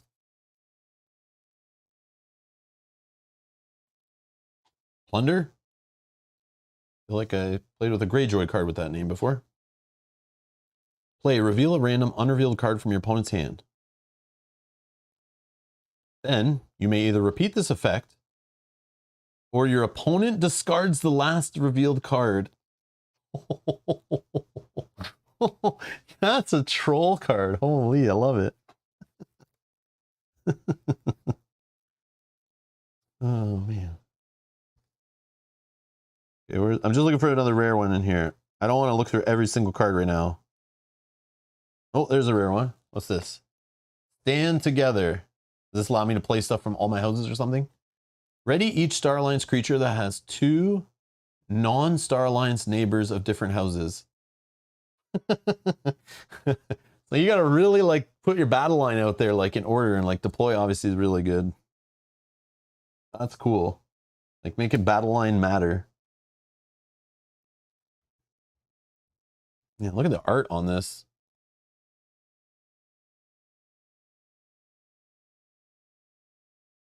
Yeah, look, this works. Yeah, yeah. Move this creature anywhere in its controller's battle line. Yeah, yeah. So you want to like really manipulate your battle line with this deck to maximize those effects.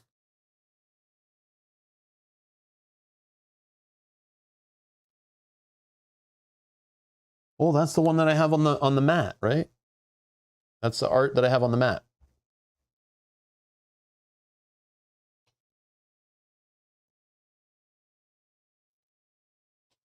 That's my other rare. Heavy subsidies. Law. Key cost +6. That's for everybody, right? Each creature gains after reap, gain an amber. What the hell? This like speeds up the game, right? That's what this is doing? Or not really, because you're... What?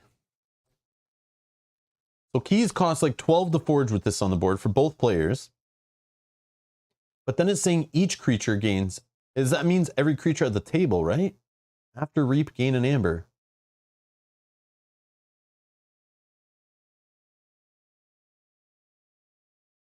Situational. Yeah, oh, yeah, that's a weird one, right?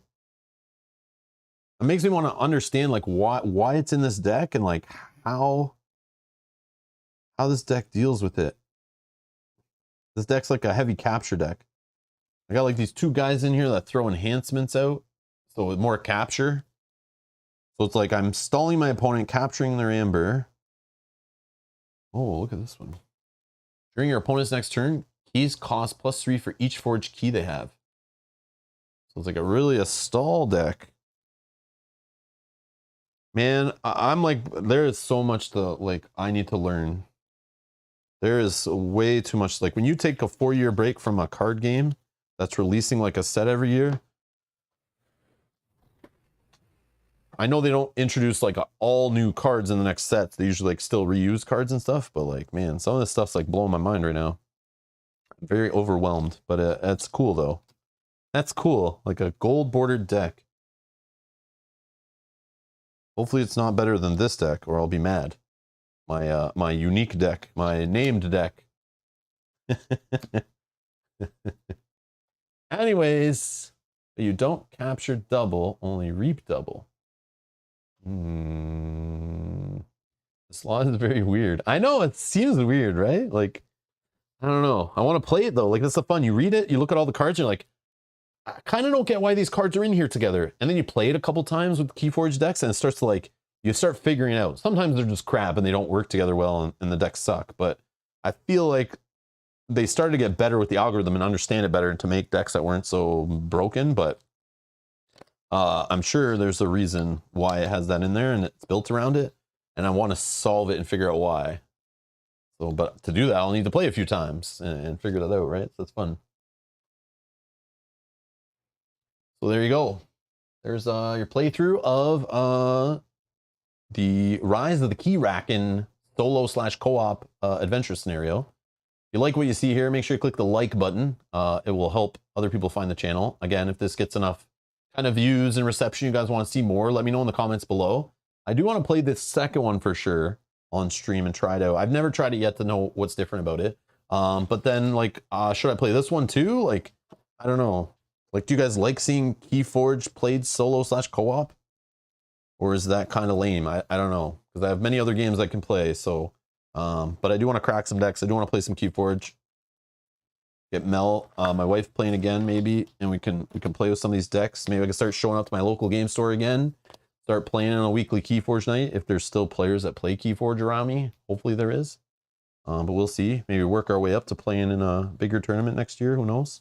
We'll see. We'll see. But yeah, I miss KeyForge. I love KeyForge. So yeah, glad to see it's making a comeback. But yeah, let me know. Let me know if you guys want to see more. Thanks to everyone for the help today who are watching and know the game. Thanks to those watching who didn't know the game. Hopefully I kind of showed you how it works solo. But so if you have some old decks lying around, you could grab one of these solo co-op scenarios to just get some use out of those decks if you don't have a local player scene. Or you can test out some decks. Or you could literally just go to the store and buy like one deck and one of the co-op scenarios. I don't know if the value's there. I don't know if that's a value is there for that. I feel like these things are best added to an existing KeyForge collection. Like it's just another way to play KeyForge if you love the lifestyle game of KeyForge, to get some use out of your decks when you can't make it to game night or you just want to jam some solo or co-op, right? Play with, you have a couple friends come over and you're like, man, instead of one guy sitting out, all three of you can play against one of these scenarios, you know, and try out decks. But it's a cool way to get more use out of your decks, I think. I like that.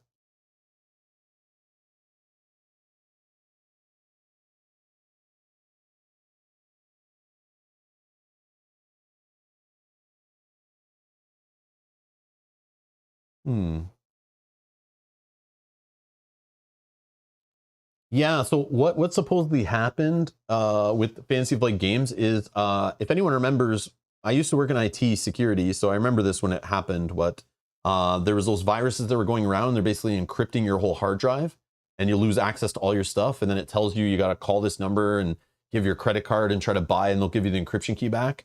Well, they basically it's like ransomware, right? Fantasy Flight Games had the algorithm on a computer that wasn't very secure, and somehow someone probably opened an email they shouldn't have, or downloaded a file they shouldn't have, and ran it with admin privileges, which then encrypted a whole bunch of computers at Fantasy Flight Games. One of them, I guess, supposedly had the KeyForge algorithm on it, the algorithm they used to make and print decks. Well, at some point during the COVID, that happened to them. And it's probably because everyone was working from home, and somebody's computer off the network kind of like got, ransomware, and they brought it into work and it got on the network or something. Or they just don't have IT security there, I guess. I don't know. But it supposedly ruined the whole algorithm, and KeyForge, like, they had no way to make new decks. So Fantasy Flight Games came out with it. They didn't say why, but they said, we have no way to make new decks right now, and we have to rebuild the algorithm. So we have to like hire people. We have to figure it out. And they were going to bring it back, and they were going to build an app, and they announced it all and said they were going to bring KeyForge back. They're going to fix the algorithm. They're going to make good things with it. But then I guess they just decided it wasn't worth the time or the effort. And then Ghost Galaxy made them an offer. There's a YouTube video of Christian Peterson kind of explaining all what happened there. How he tried to buy the game, and they said no. And then they came back to him later and were like, yeah, okay, we'll sell you the game. So Christian Peterson basically has a whole bunch of the people that used to work on KeyForge working for him now. So they were able to like rebuild the algorithm, and he hired some people and whatever to bring it back under his new publishing house, Ghost Galaxy. But yeah, supposedly it was just a ransomware attack. One of those ones that goes on your screen saying, you lose access to all your files, call this number, give us money, or else you're not getting your files back. And that's what happened to them, which was a common thing back around that time. And then, of course, the disaster of everyone working from home and bringing things outside on unsecure networks and stuff. So yeah, who knows? But that's supposedly what happened. Yeah.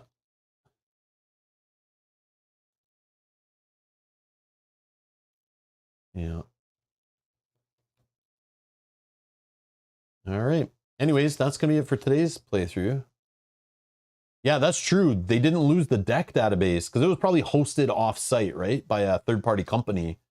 So they didn't lose access to that, which is good. Yeah, imagine all the decks that were registered got like lost, and oh my. Yeah, because then they couldn't create unique decks for sure, right? Unless they were making them from new sets, right? In a new set with a new card pool. But yeah, in theory, they could print decks from old sets because they know they won't duplicate, but yeah. Mark says, schedule the Gormageist and I'll watch. Friday is wide open.